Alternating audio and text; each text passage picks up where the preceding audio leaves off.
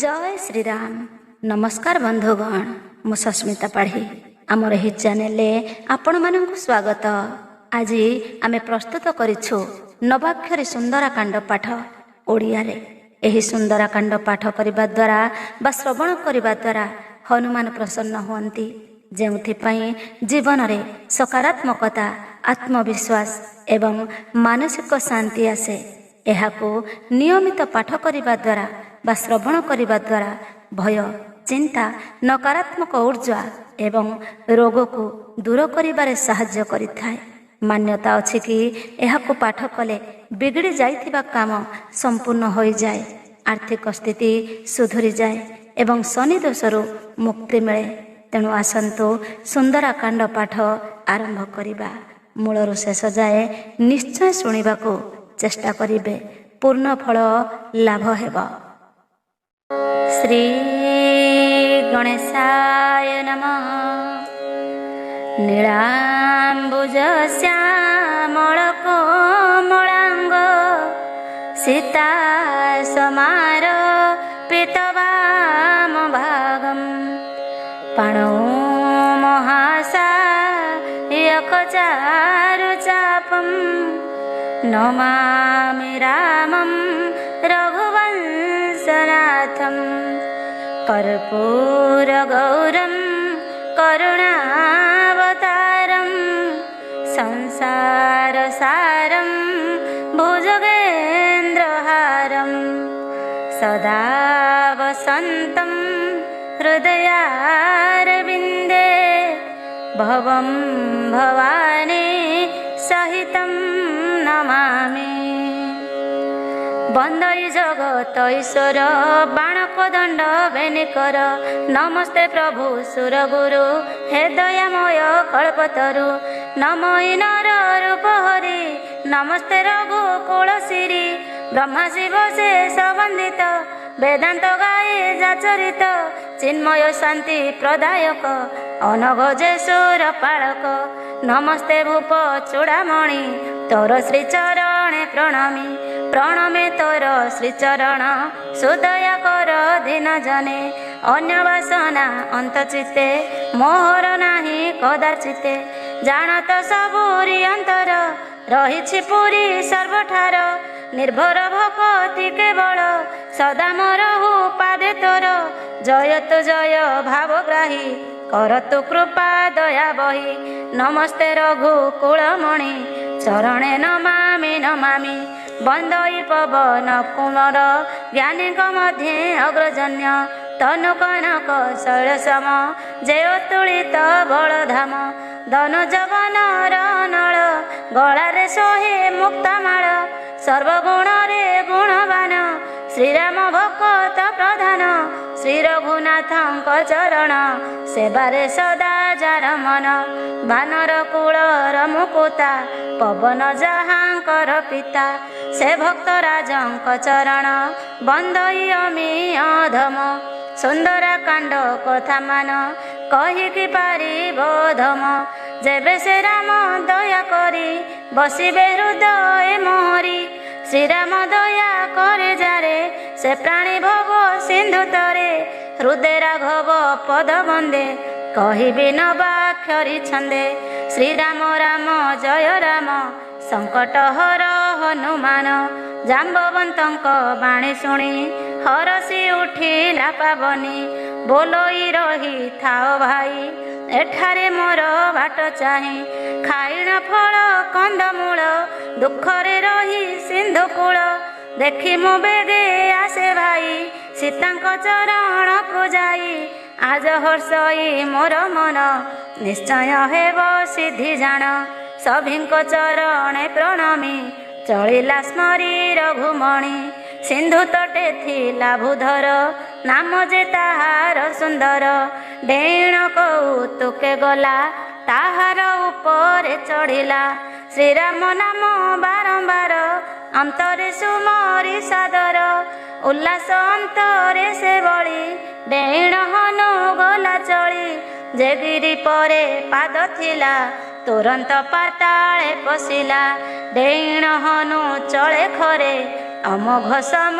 गति करे श्रीराम दूत जीवा देखी मैनाके सिंधु कहे डाकी जाओ रे मैना कबूधर सहाय हुओ तुमार्गर सिंधु आज्ञा को धरी सिरे मैनाक चले खरतरे जाइण मैनाक पर्वत मार्गरे उठिला तुरित तनु पुलक ताहार प्रणमे जोड़िबेनि कर बोलई वायु सुते सेही विश्राम एठी नेबा पाई शोकरे ताहांको परसी हनु प्रणमी कहे हसी राम कार्य सिद्धि नहिले विश्राम नेबी नाही भले एते कहिण हनुमान चलिले पवन समान निरेखी पवन कुमार देवा तो चिंतन्ति मनर परखी बड़ बुद्धि ज्ञान करिबा विचारन्ति मन सुरसा नाम नागमाता ताकू पठाइले देवता मार्गरे भेटिला पावनी सुरसा हसी कहे बाणी देवता देले टियाहार आज मेंटिब क्षुधा मोर शुणिण सुरसा वचन उत्तर कहे हनुमान मो प्रभु राम कार्य सारी माता मो बेगे आसे फेरी नेण सीतांक संदेश जणाई करी प्रभु पास आसी मुहेबी तो आहार छाड़ मो कार्य गुरुतर जेते कहिले न छाड़ई सुरसा पथ गाड़ई कहई हनु खाओ एबे क्षुधा तो मेंटी जीव जेबे हनुर एही बाणी शुणी तुंड विस्तारिला नागुणी योजन भरी विस्तारिला अति भयंकर दिशिला तनुकु द्विगुण बढ़ाई हनु जे प्रचंड दिशई नागुणी 16 योजन तुंडकु विस्तारिला पुण 32 योजनर दीर्घ हनु जे तनु कला शीघ्र नागुणी जेते बड़ करे द्विगुण तनु हनु करे 7 योजन विस्तारिला सिंधु आकाश न दिशिला सूक्ष्म रूपरे से प्रकटी हनु प्रवेशी तार पाटी मुखे तापसी बाहरिला बाहरे आसी उभा हेला तापा देशीर नत करी विदाय मागे कर जोड़ी हनु कुसुर सा कहिले देवता मते पठाइले शुण तुआरे महावीर कलिली बुद्धि बल तोर सुरसा आशीर्वाद देले कार्य तो सिद्धि हेब भले सुरसा चलिला सपुरे हर्षरे कपि जाए खरे सिंधु मध्यरे थिला रही सिंहिका राहु माता सेही पक्षी को करई आहार माया करी से निशाचर गगने जाती से उड़ी सिंधुरे छाया जाए पड़ी धरिण से छाया को रक्ष तत्क्षणे जीव करे भक्ष एपरी आहार से खाई सिंधुरे सुखे रहे सेही हनुरे माया प्रकटिला कपट कपि बुझी नेला राम को स्मरी तांकु मारी हनु होइला सिंधु पारी से प्रभु जारे दया करे से भव सिंधु हेळे तरे स्थिर मतिरे पारी होई लंकारे प्रवेशिला जाई कूଳରେ जाई देखे सेही उपवनता मन मोही अविरतरे पुष्पठारे भ्रमर गुंजरण करे तरु भरिछि पुष्प फळे खग मृग जे मनहरे अग्रते देखिला कौशल विशाल अतीव सुंदर निर्भय चढ़िला तापरे हृदय स्मरी रघुवीरे जय तु राम दयामय हरण कर भव भय तोर श्री चरणे भक्ति रहुए अध मरमती। श्री शंकर उवाच शंकर कहन्ति गौमा नाही एथि कपि बढ़िमा प्रभुंक प्रताप बଳରେ काल ଯାହାକୁ ଦେଖି ଡରେ ଗିରିର ପରେ ଚଢ଼ିବିର ନିରଖଇ ସେ ଲଙ୍କାପୁର। କହିନୁ ହଇ ଦୁର୍ଗ ଶୋଭା ଦିଶଇ ଅତି ମନ ଲୋଭା। ଅଟ୍ଟାଳିକା ସହ ପ୍ରାଚେରୀ ସିନ୍ଧୁଅ ଛଇ ତାକୁ ଘେରି। ସ୍ୱର୍ଣ୍ଣ କଳସ ଶୋଭା ପାଏ ମନ ନୟନ ହରି ନିଏ। କନକ ମଣିରେ ଜଡ଼ିତ ସୁନ୍ଦର ତରୁ ସେ ବିସ୍ତୃତ। ବିପଣି ବାଟ ମନୋହର ଚୌଛକି ସୁରଙ୍ଗ ସେ ପୁର। ଗଜ ଖଚର ନହିଁ ଗଣି ରଥାଦି ପଦାତିକ ପୁଣି। ବହୁରୂପ ବଳ ମଣ୍ଡିତ ରାକ୍ଷସ ସେନାରେ ଫୁଲିତ। ବଗିଚା ବାମ୍ଫି ସରବନ କୂପ ଯେ ଭରା ଉପବନ। ଗନ୍ଧର୍ବ ନର ନାଗସୁର ରୂପସୀ ମନେ ମନୋହର। ଲଢ଼ୁଆ ଲଢ଼ନ୍ତି କୌଶଳେ ଏକ ଆରେ କୋମଲ କୋଳେ। ଗର୍ଜନ୍ତି ରହି ଶୈଳ ସମ ଏକକୁ ଏକ ବଳିୟାନ। ବିକଟ କୋଟି ବୀର ସରି ବୁଲି ସେ ରଖନ୍ତି ନଗରୀ। କାହିଁ ଭକ୍ଷେ ଦୈତ୍ୟ ମହିଷ ଧେନୁ ଅଜଖର ମନୁଷ୍ୟ। ବିଭତ୍ସ କାଣ୍ଡ ବନେ କରି ସଂକ୍ଷେପ କଲି ମୁଁ ବିଚାର। ଶ୍ରୀରାମ ସାୟକ ପ୍ରହାର ପାଇଣ ହେବେ ଭବୁ ପାର। ସାୟକ ତୀର୍ଥେ ତେଜିତନ ଉଦ୍ଧାର ହେବେ ରୁକ୍ଷ ଜନ୍ମ। ବହୁତ ରଖୁଆଳପୁର ଦେଖିଣ ବିଚାର ବୀର। ମଶାସ ମାନ ରୂପ ହୋଇ ପଶିବି ବିଚାର କରଇ। ରଜନୀ ଆଗତ ହୋଇଲା ମଶକ ସମରୂପ ନେଲା। ହୃଦେ ସୁମରି ନରହରି ପ୍ରବେଶ ହେଲା ଲଙ୍କାପୁରୀ। ଲଙ୍କିନୀ ନାମେ ନିଶାଚରୀ ଲଙ୍କାର ଅଟେ ରକ୍ଷାକାରୀ। ବୋଇଲା ମୋତେ ନ ପଚାରି ଶଠ ଯାଉ ତୁ ଲଙ୍କାପୁରୀ। ଶଠ ମୋ ପ୍ରତାପ ନ ଜାଣୁ ଖାଇବି ମୁହିଁ ତୋତେ ଏଣୁ। ଲଙ୍କାରେ ଚୋର ଲାଗେ ଯେତେ ଖୋଜି ମୁଁ ଖାଏ ତାକୁ ତେତେ। ଶୁଣିଣ ଲଙ୍କିନୀ ବଚନ ମୁଥ ମାଇଲେ ହନୁମାନ। ମୁଖରୁ ବହିଲା ରୁଧିର ଲୋଟିଲା ସେ ଯାଇ ଭୂମିର। ଧୈର୍ଯ୍ୟ ଧରି ସେ ଉଠିଲା ବିନୟେ ବଚନ ବୋଇଲା। କହଇ ଯୋଡ଼ିବେନି ପାଣି ଶୁଣନ୍ତୁ କପି ଶିରୋମଣି।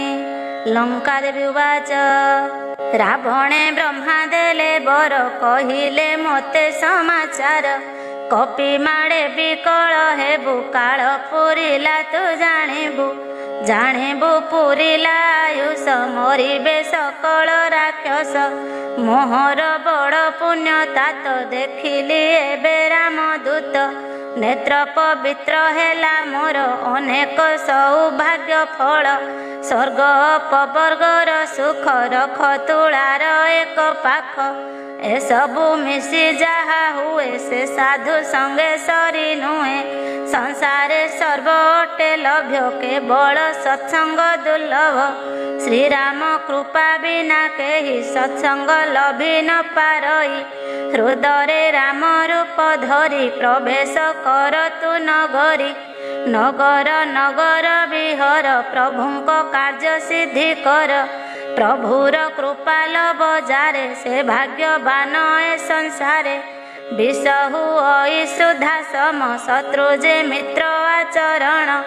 ଧୂଳି ସମ ଶୈଳ ସୁମେରୁ ଲଘୁତା ହୁଏ ଯେହୁ ଗୁରୁ।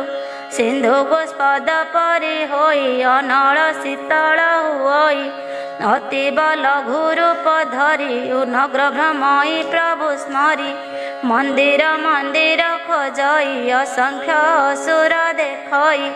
ବାନର ଯହିଁ ତହିଁ ଦେଖେ ଅନେକ ରକ୍ଷ ଥୋକେ ଥୋକେ।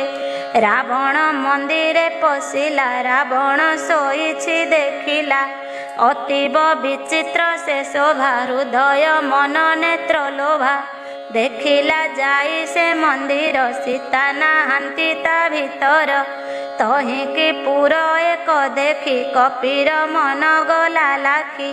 ଶ୍ରୀହରି ମନ୍ଦିର ସୁନ୍ଦର ଆଗରେ ଶୋଭା ପାଏ ତାର। ରାମ ଆୟୁଧ ଅଙ୍କାପୁର ଶୋଭାନ ବରଣୀ ତାହାର। ତୁଳସୀ ଧାଡ଼ି ଧାଡ଼ି ଶୋହେ କପିମଣିର ମନ ମୋହେ। ଦେଖି ତାହାକୁ କପିମଣି ହରସ ମନେ ମନେ ଗୁଣି। ଲଙ୍କା ରାକ୍ଷସ ବାସ ଭୁଇଁ ଏଠାରେ ସାଧୁ କାହିଁ ରହି। ତରକ କରେ ସେ ମନର ପୁରକୁ ଦେଖି କପିଶ୍ୱର। ଏକାଳେ ନିଦ୍ରା ତାତେ ଜିଲା ବିଭୀଷଣ ବୀର ଉଠିଲା। ସେ ରାମ ଭକ୍ତ ଚୂଡ଼ାମଣି ରାମ ସୁମରେ ତତକ୍ଷଣି। ସାଧୁଙ୍କ ମଧ୍ୟେ ସେ ଅଗ୍ରଣୀ ଜାଣିଣ ହରଷ ପାବନି। ତା ସଙ୍ଗେ ହେବି ପରିଚୟ ତା କାର୍ଯ୍ୟେ ନାହିଁ ଅନ୍ତରାୟ। ବିପ୍ର ରୂପରେ ହନୁମାନ ହରଷି ଭାସିଲା ବଚନ। ଶୁଣିଣ କପିର ବଚନ ବିଭୀଷଣ ଆସେ ବହନ। ପ୍ରଣମି ଚରଣ କମଳେ ବିପ୍ରଙ୍କୁ ପୁଛିଲା ସାଦରେ। କିସ ବାରତା ମୁଁ ବୁଝାଇ କେ ତୁମେ ଏଠି କାହିଁ ପାଇଁ। ତୁମେ ଯେ ହରିଙ୍କ ଭକତ ଦେଖି ମୋ ହୃଦ ପୁଲକିତ। କି ତୁମ୍ଭେ ନିଜେ ଭଗବାନ ଦୟାର ସାଗର ଶ୍ରୀରାମ। ଏ ମୋର ବହୁ ପୁଣ୍ୟ ଫଳ ପାଦ ଦେଲ ଦାସ ଦୁଆର। ଶୁଣି ବିଭୀଷଣ ବଚନ ହସି କହନ୍ତି ହନୁମାନ। ରାମଦୂତ ମୁଁ ହନୁମାନ ମୋ ପ୍ରଭୁ ରାମ ଭଗବାନ। ପୁଲକେ ଦୁହିଁଙ୍କ ହୃଦୟ ସୁମରି ରାମ ଦୟାମୟ। ହନୁକୁ ଚାହିଁ ବିଭୀଷଣ କହଇ ଭାଇ ମୋର ଶୁଣ। ରୁକ୍ଷ ମେଳେ ଯେ ସନେ ରହି ଲଙ୍କାପୁରରେ କଷ୍ଟ ସହି। ଦଶନ ପଙ୍କ୍ତିର ମଧ୍ୟରେ ଜିହ୍ୱାଟି ରହେ ଯେ ପ୍ରକାରେ। ତେସନେ ଏଠି ରହିଥାଏ ସର୍ବଦା ମୁହିଁ ବଡ଼ ଭଏ। ମୋହର ଭରସା ମାତର କେବଳ ପ୍ରଭୁ ରଘୁବୀର। ଏ ଦିନକୁ ଅନାଥ ଜାଣି କେବେ ଦୟା କରିବେ ପୁଣି। ଭକ୍ତର କ୍ଷଣ ଦାସରଥି ତା ବିନୁ ନାହିଁ ଅନ୍ୟ ଗତି। ମୋର ତାମସର ଜଗୁଣ ନ କରେ ପ୍ରଭୁଙ୍କୁ ଭଜନ। ନ କରେ ସାଧୁଜନ ସେବା ନ କରେ ଶ୍ରୀଚରଣ ସେବା। ତୁମ୍ଭଙ୍କୁ ଦେଖି ମୋ ଭରସା ଭରିଲା ମୋ ମନରେ ଆଶା। ବିଭୁ ଦୟା ବିନା ଜଗତେ ମିଳନ୍ତି ନାହିଁ ସାଧୁ ସନ୍ତେ। ଦୟା କରିଲେ ସୀତାପତି ତୁମ୍ଭ ଦର୍ଶନେ ମନେ ଚେତି। ହନୁମାନ ହସି କହନ୍ତି ଶୁଣ ତୁମ୍ଭେ ପ୍ରଭୁଙ୍କ ରୀତି। ଦାସର କ୍ଷଣ ଦାସରଥି ତାଙ୍କର ସଦା ଦାସେ ପ୍ରୀତି। ମୁଁ କେଉଁ କୁଳଶୀଳ ଜାତ ହୀନ କପି ଚଞ୍ଚଳ ଚିତ୍ତ। ପ୍ରଭାତୁ ଉଠି ଯେଉଁ ଜନ ଧରିବ ଭାଇ ମୋର ନାମ। ଦିବସ ସାରା ଜାଣ ଭାଇ ଉତ୍ତମ ଖାଦ୍ୟ ନ ମିଳଇ। ଶୁଣତୁ ଭାଇ ବିଭୀଷଣ ହେଲେ ହେ ମୁଁ ଏଡ଼େ ଅଧମ। ପ୍ରଭୁ କରନ୍ତି ମୋରେ ପ୍ରୀତି ମୁହିଁ ସେବକ ସେ ମୋ ପତି। ଗଦଗଦ ଚିତ୍ତେ କହେ ହନୁ ଲୋତକ ଝରାଇ ନୟନ। ୟା ଜାଣି ପାଶରେ ଯେ ନର ଜୀବନେ ଲଭେ ଦୁଃଖ ଭାର। ଏମନ୍ତ କହି ହନୁମାନ ପ୍ରଭୁଙ୍କ ନାମ ଗୁଣ ଗ୍ରାମ। ପବିତ୍ର ମଧୁର ଶ୍ରବଣ ହୋଇଲା ହୃଦ ମନୋରମ। ଶୁଣିଣ ବିଭୀଷଣ ଜିତି କହିଲା ସକଳ ଭାରତୀ। ସେଠାରେ ଯେମନ୍ତେ ଅଛନ୍ତି ଶ୍ରୀରାମ ପ୍ରିୟା ସୀତା ସତୀ। ତହୁଁ ହନୁମନ୍ତ କହଇ ଶୁଣ ଶୁଣ ତୁ ମୋର ଭାଇ। ଜାନକୀ ମାତା ଦର୍ଶନ ମୋର ଲୋତକ ନେତ୍ର ମନ। ସର୍ବ ସମ୍ବାଦ ଶୁଣାଇଲା ବିଦାୟ ମାଗି ସେ ଚଳିଲା। ସେହି ରୂପକୁ ଧରିଗଲା ଅଶୋକ ବନରେ ପଶିଲା। ବିଜୟ ଯହିଁ ସୀତା ସତୀ ତହିଁକି ଚଳିଲା ମାରୁତି। ସୀତା ଦେଖି ମନ ମଧ୍ୟର କରେ ପ୍ରଣାମ ମହାବୀର। ରାତ୍ର ବିତିଲା ଏକ ଜାମ ଶିଶପା ବୃକ୍ଷେ ହନୁମାନ। ମାରୁତି ମନେ ମନେ ଗୁଣିଏ ନିଶ୍ଚୟ ସତୀ ଶିରୋମଣି। କୃଷ ତନୁରେ ଜଟା ବେଣୀ ହୃଦୟେ ଜପର ଘୁମଣି। ନିଜ ପାଦେ ନେତ୍ର ଦେଇଣ ସତୀଙ୍କ ରାମ ପଦେ ମନ ଦୁଃଖିନୀ ପରାଏ ଦେଖିଣ ବିକଳ ମାରୁତିର ମନ। ତରୁର ପଲ୍ଲବ ଗହଳ ତହିଁ ଲୁଚିଲା ମହାବୀର। ମନରେ ମାରୁତି ଭାଳଇ ଏବେ କିସ କରିବା ଭାଇ। ଏମନ୍ତ ସମୟରେ ତହିଁ ମିଳିଲା ଦଶାନନ ଯାଇ। ସଙ୍ଗରେ ବହୁ ସାଜେ ସଜ ବାମାଗଣ ଯେ ହୋଇ ସଜ। ଆଗରେ ବହୁ ପଟୁଆର ତା ମଧ୍ୟେ ଚାଲେ ରକ୍ଷବର। ସୀତାଙ୍କୁ ଦଶାନନ ଯାଇ ବହୁତ କହିଲା ବୁଝାଇ। ସମଦମ ଯେ ଭେଦ ଦଣ୍ଡ ସକଳେ ଭାସିଲା ପାଷାଣ୍ଡ। କହଇ ଦୈତ୍ୟ ବାରେ ଶୁଣ ସୁମୁଖୀ ମୋହର ବଚନ। ବାରେ ମାତର ଚାହା କହି ମୋଠାରେ ଅନ୍ୟ ମନା ନହି। ମନ୍ଦୋଦରୀ ଯେ ରାଣୀ ଗଣ ତ ଦାସୀ ହେବେ ମୋର ପଣ। ତୃଣର କ୍ଷୀଣ ଆଢୁଆଳେ କହନ୍ତି ବଇ ଦେହି ତାରେ। ମନରେ ରାମଚନ୍ଦ୍ର ସ୍ମରି ପଦ କମଳ ହୃଦେ ଧରି। ଶୁଣରେ ଦଶ ଶିର ତୁହି ସମ୍ଭବ ହୋଇ କି ପାରଇ। ଖଦ୍ୟାତ କିରଣ ପାଇଣ ଉଲସିବ କି ପଦ୍ମବନ। କହନ୍ତି ସତୀ ବିଚାରିଣ ନ ଜାଣୁ ରାମ ବାଣ ଟାଣ। ଏକାକୀ ଦେଖି ମୋତେ ତୁହିରେ ଶଠ ଆଣିଲୁ ଚୋରାଇ। ନିର୍ଲଜ ତୁହିରେ ଅଧମ ଅବଳା ଚୋରାଇ ତ ଟାଣ। ସୀତା ଯେ ରାମଙ୍କୁ ତପନ ଖଦ୍ୟାତ ପରାଏ ରାବଣ। ଧିକାରୀ କହନ୍ତି ସେ ବାଣୀ ଶୁଣିଣ ରୁକ୍ଷ ଶିରୋମଣି। କ୍ରୋଧରେ ଅସି କାଢ଼ି ଆଣି କହେ ମୁଁ ପକାଇବି ହାଣି। କ୍ରୋଧିତ ହୋଇଣ ରାବଣ କହେ କଲୁ ମୋ ଅପମାନ। କଠିନ କୃପାଣ ସେ ଧରି କାଟିବି କହେ ତୋର ଶିରି। ଯେବେ ନ ହୁଅ ମୋର ବଶ ତୋ ଶିର କାଟିବି ଅବଶ୍ୟ। ଯେବେ ତୁ ମୋର କଥା ମାନ ରଖିବି ତୋହର ଜୀବନ। ଶୁଣ ମୋ ପଣ ଦୁରାଚାର ନିର୍ଲଜ ରକ୍ଷ ନାରୀ ଚୋର। ଶ୍ୟାମଳ କଞ୍ଜମାଳା ସମ ପ୍ରଭୁର ଦୁଇ ଭୁଜ ଜାଣ। କରୀର କର ସମ ହୋଇ ଗଳେ ମୋ ପଡ଼ିବଟି ସେହି। ନୋହିଲେ ତୋର ସିଧାର ଶିରକୁ କାଟିବ ମୋହର। ଶ୍ରୀରାମ ବିରହେ ଝଟିତି କହନ୍ତି ଚାହିଁ ସୀତା ସତୀ। ରେ ଚନ୍ଦ୍ରହାସ ଶିବର ବିରହ ଦୁଃଖ ପାରି କର। ଶୀତଳ ଚନ୍ଦ୍ର ସମଧାର ଦୁଃଖ ସାଗରୁ ପାରି କର। କଣ୍ଠେ ମୋ ପଡ଼ି ଦୁଃଖ ରାଶି ହରଣ କର ଆହେ ଅସି। ସତୀ ବାଣୀ ଶୁଣି ରାବଣ ମାରିବାକୁ ଯାଏ ତତ୍କ୍ଷଣ। ମନ୍ଦୋଦରୀ ପ୍ରେମ ବାକ୍ୟରେ କହିଣ ପ୍ରବୋଧନ୍ତି ତାରେ। ଡକାଇ ରାକ୍ଷସୀ ସକଳ ତହୁଁ କହଇ ମୂଢ଼ ଖର। ଦେଖାଇ ଜାନକୀଙ୍କୁ ଡର କରାଅ ମୋ ବଶ ସତର। ଏକ ମାସ ଭିତରେ ଯେବେ ବଚନ ସୀତା ନ ମାନିବେ। କହୁଛି ଧରିଣ କୃପାଣ ନିଶ୍ଚୟ କରିବି ନିଧନ। ପୁରେ ଫେରି ଗଲା ରାବଣ ରହିଲେ ନିଶାଚରୀ ଗଣ। ଧରିଣ ତନୁ ରୂପ ବହୁ ସୀତାଙ୍କୁ ଡରାଇଲେ ତହୁଁ। ରାକ୍ଷସୀ ନାମରେ ତ୍ରିଜଟା ସେ ଲଙ୍କା ପୁରେ ଥିଲା ଏକା।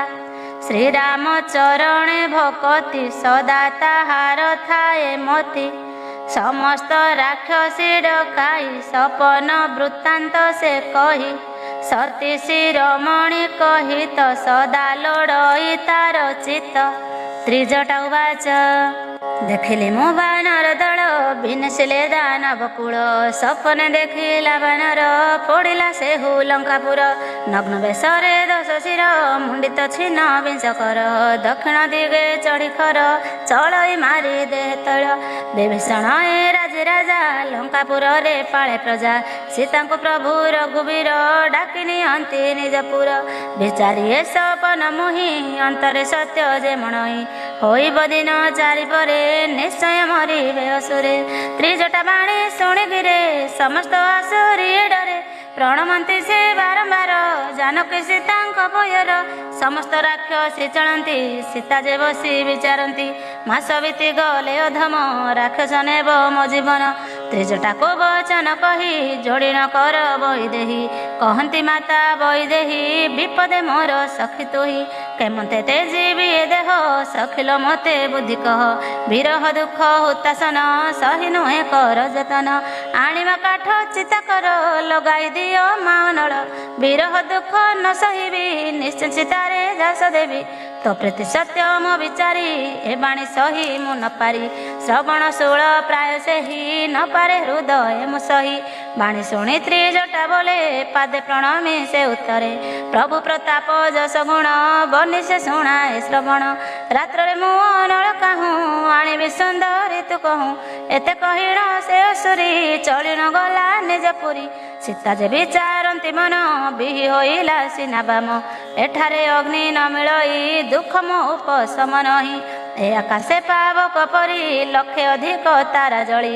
ଗୋଟିଏ ସୁଧା ନ ଆସଇ କାହିଁ ରୋଷା ତଳ ଭୁଇଁ। ଚନ୍ଦ୍ର ନଳ ସମ ହୋଇ ଅଗ୍ନିଧାରଣ ନତେ ଜଇ। ମୁହିଁ ଯେ ଅଭାଗିନୀ ନାରୀ ଡାକ ନ ଶୁଣେ ଶ୍ରୁତି ଡେରି। ଆହେ ଅଶୋକ ବୃକ୍ଷରାଜ ବିନୟ ମୋର ଶୁଣ ଆଜ। ଯେବେ ମୋହର ଦୁଃଖ ହର ସାର୍ଥକ ହେବ ନାମ ତୋର। ନବ ପଲ୍ଲବ ଅଗ୍ନିଶ୍ରମ ଦିଅ ଜାଳି ଶରୀର ମମ। ସୀତା ନିରେଖେ କପିବର ଶ୍ରୀରାମ ବର ହେ କାତର। କଳ୍ପ ସମୟ ମଣେ ସେ କପିବରେ ମନେ ଗୁଣେ। କପି ହୃଦୟେ ବିଚାରିଲା ରତନ ମୁଦି ପକାଇଲା। ଅଶୋକ କି ଅଗ୍ନି ପେଶିଲେ ବିଚାରି ସୀତା କରି ନେଲେ। ମୁଦ୍ରିକା ଦିଶେ ମନୋହର ହୃଦୟ ଦୁଃଖ ତାପହର। ଦେଖିଲେ ସୀତା ସେ ମୁଦ୍ରିକା ହୋଇଛି ରାମ ନାମଙ୍କା। ଚକିତ ଜନକ ଦୁଲାଳି ମୁଦ୍ରିକା ଚିହ୍ନି ସତୀଶ୍ୱରୀ। ହରସ ବିଷାଦେ ଆକୁଳେ ଶିହରି ଉଠିଲେ ଅନ୍ତରେ। କେ ଅଛି ରଘୁନାଥ ଜିଣି ସଦା ଜୟ ରଘୁମଣି। ଏ ମୁଦ୍ରିକାକୁ କେ ମାୟାରେ କଦାପି ନାହିଁ ଗଢ଼ିପାରେ। ଏମନ୍ତ ବହୁତ ବିଚାର କରନ୍ତି ସତୀ ସମନର। ଏକାଳେ ଭାସେ କପିବର ସୁନ୍ଦର ବଚନ ମଧୁର।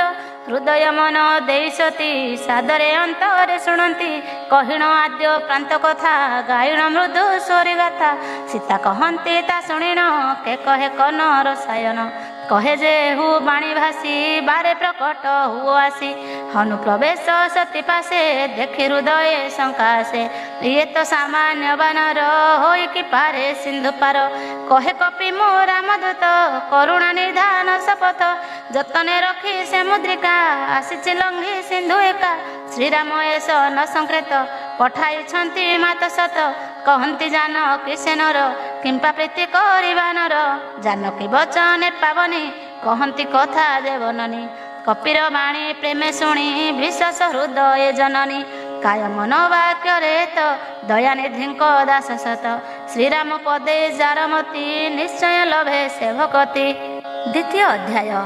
ପ୍ରଭୁ ସେବକ କପି ଜାଣି ଆନନ୍ଦ ଜନକ ନନ୍ଦିନୀ। ହୃଦୟ ବଢ଼େ ବହୁ ପ୍ରୀତି ଶରୀର ପୁଲକିତ ଅତି। ନୟନୁ ଅଶ୍ରୁ ଜଳ ବହେ ସୀତାନନ୍ଦ କହି ନହେ। ସୀତା ଉବାଚ ବୋଲନ୍ତି ହନୁ ମୁଖ ଚାହିଁ ବିରଇଲ ତକ ଝରାଇ। ବୁଢ଼ୀ ମୋ ବିରହ ସଲିଳେ ଯାଉଥିଲି ମୁଁ ଏତେବେଳେ। ତୁମେ ଯେ ଜଳ ଯାନ ପରି ଏଥିରୁ କରିଅଛ ପାରି। ଏବେ କହ ତୁ ମୋ ଆଗର ଶ୍ରୀରାମ ପ୍ରଭୁଙ୍କ କୁଶଳ।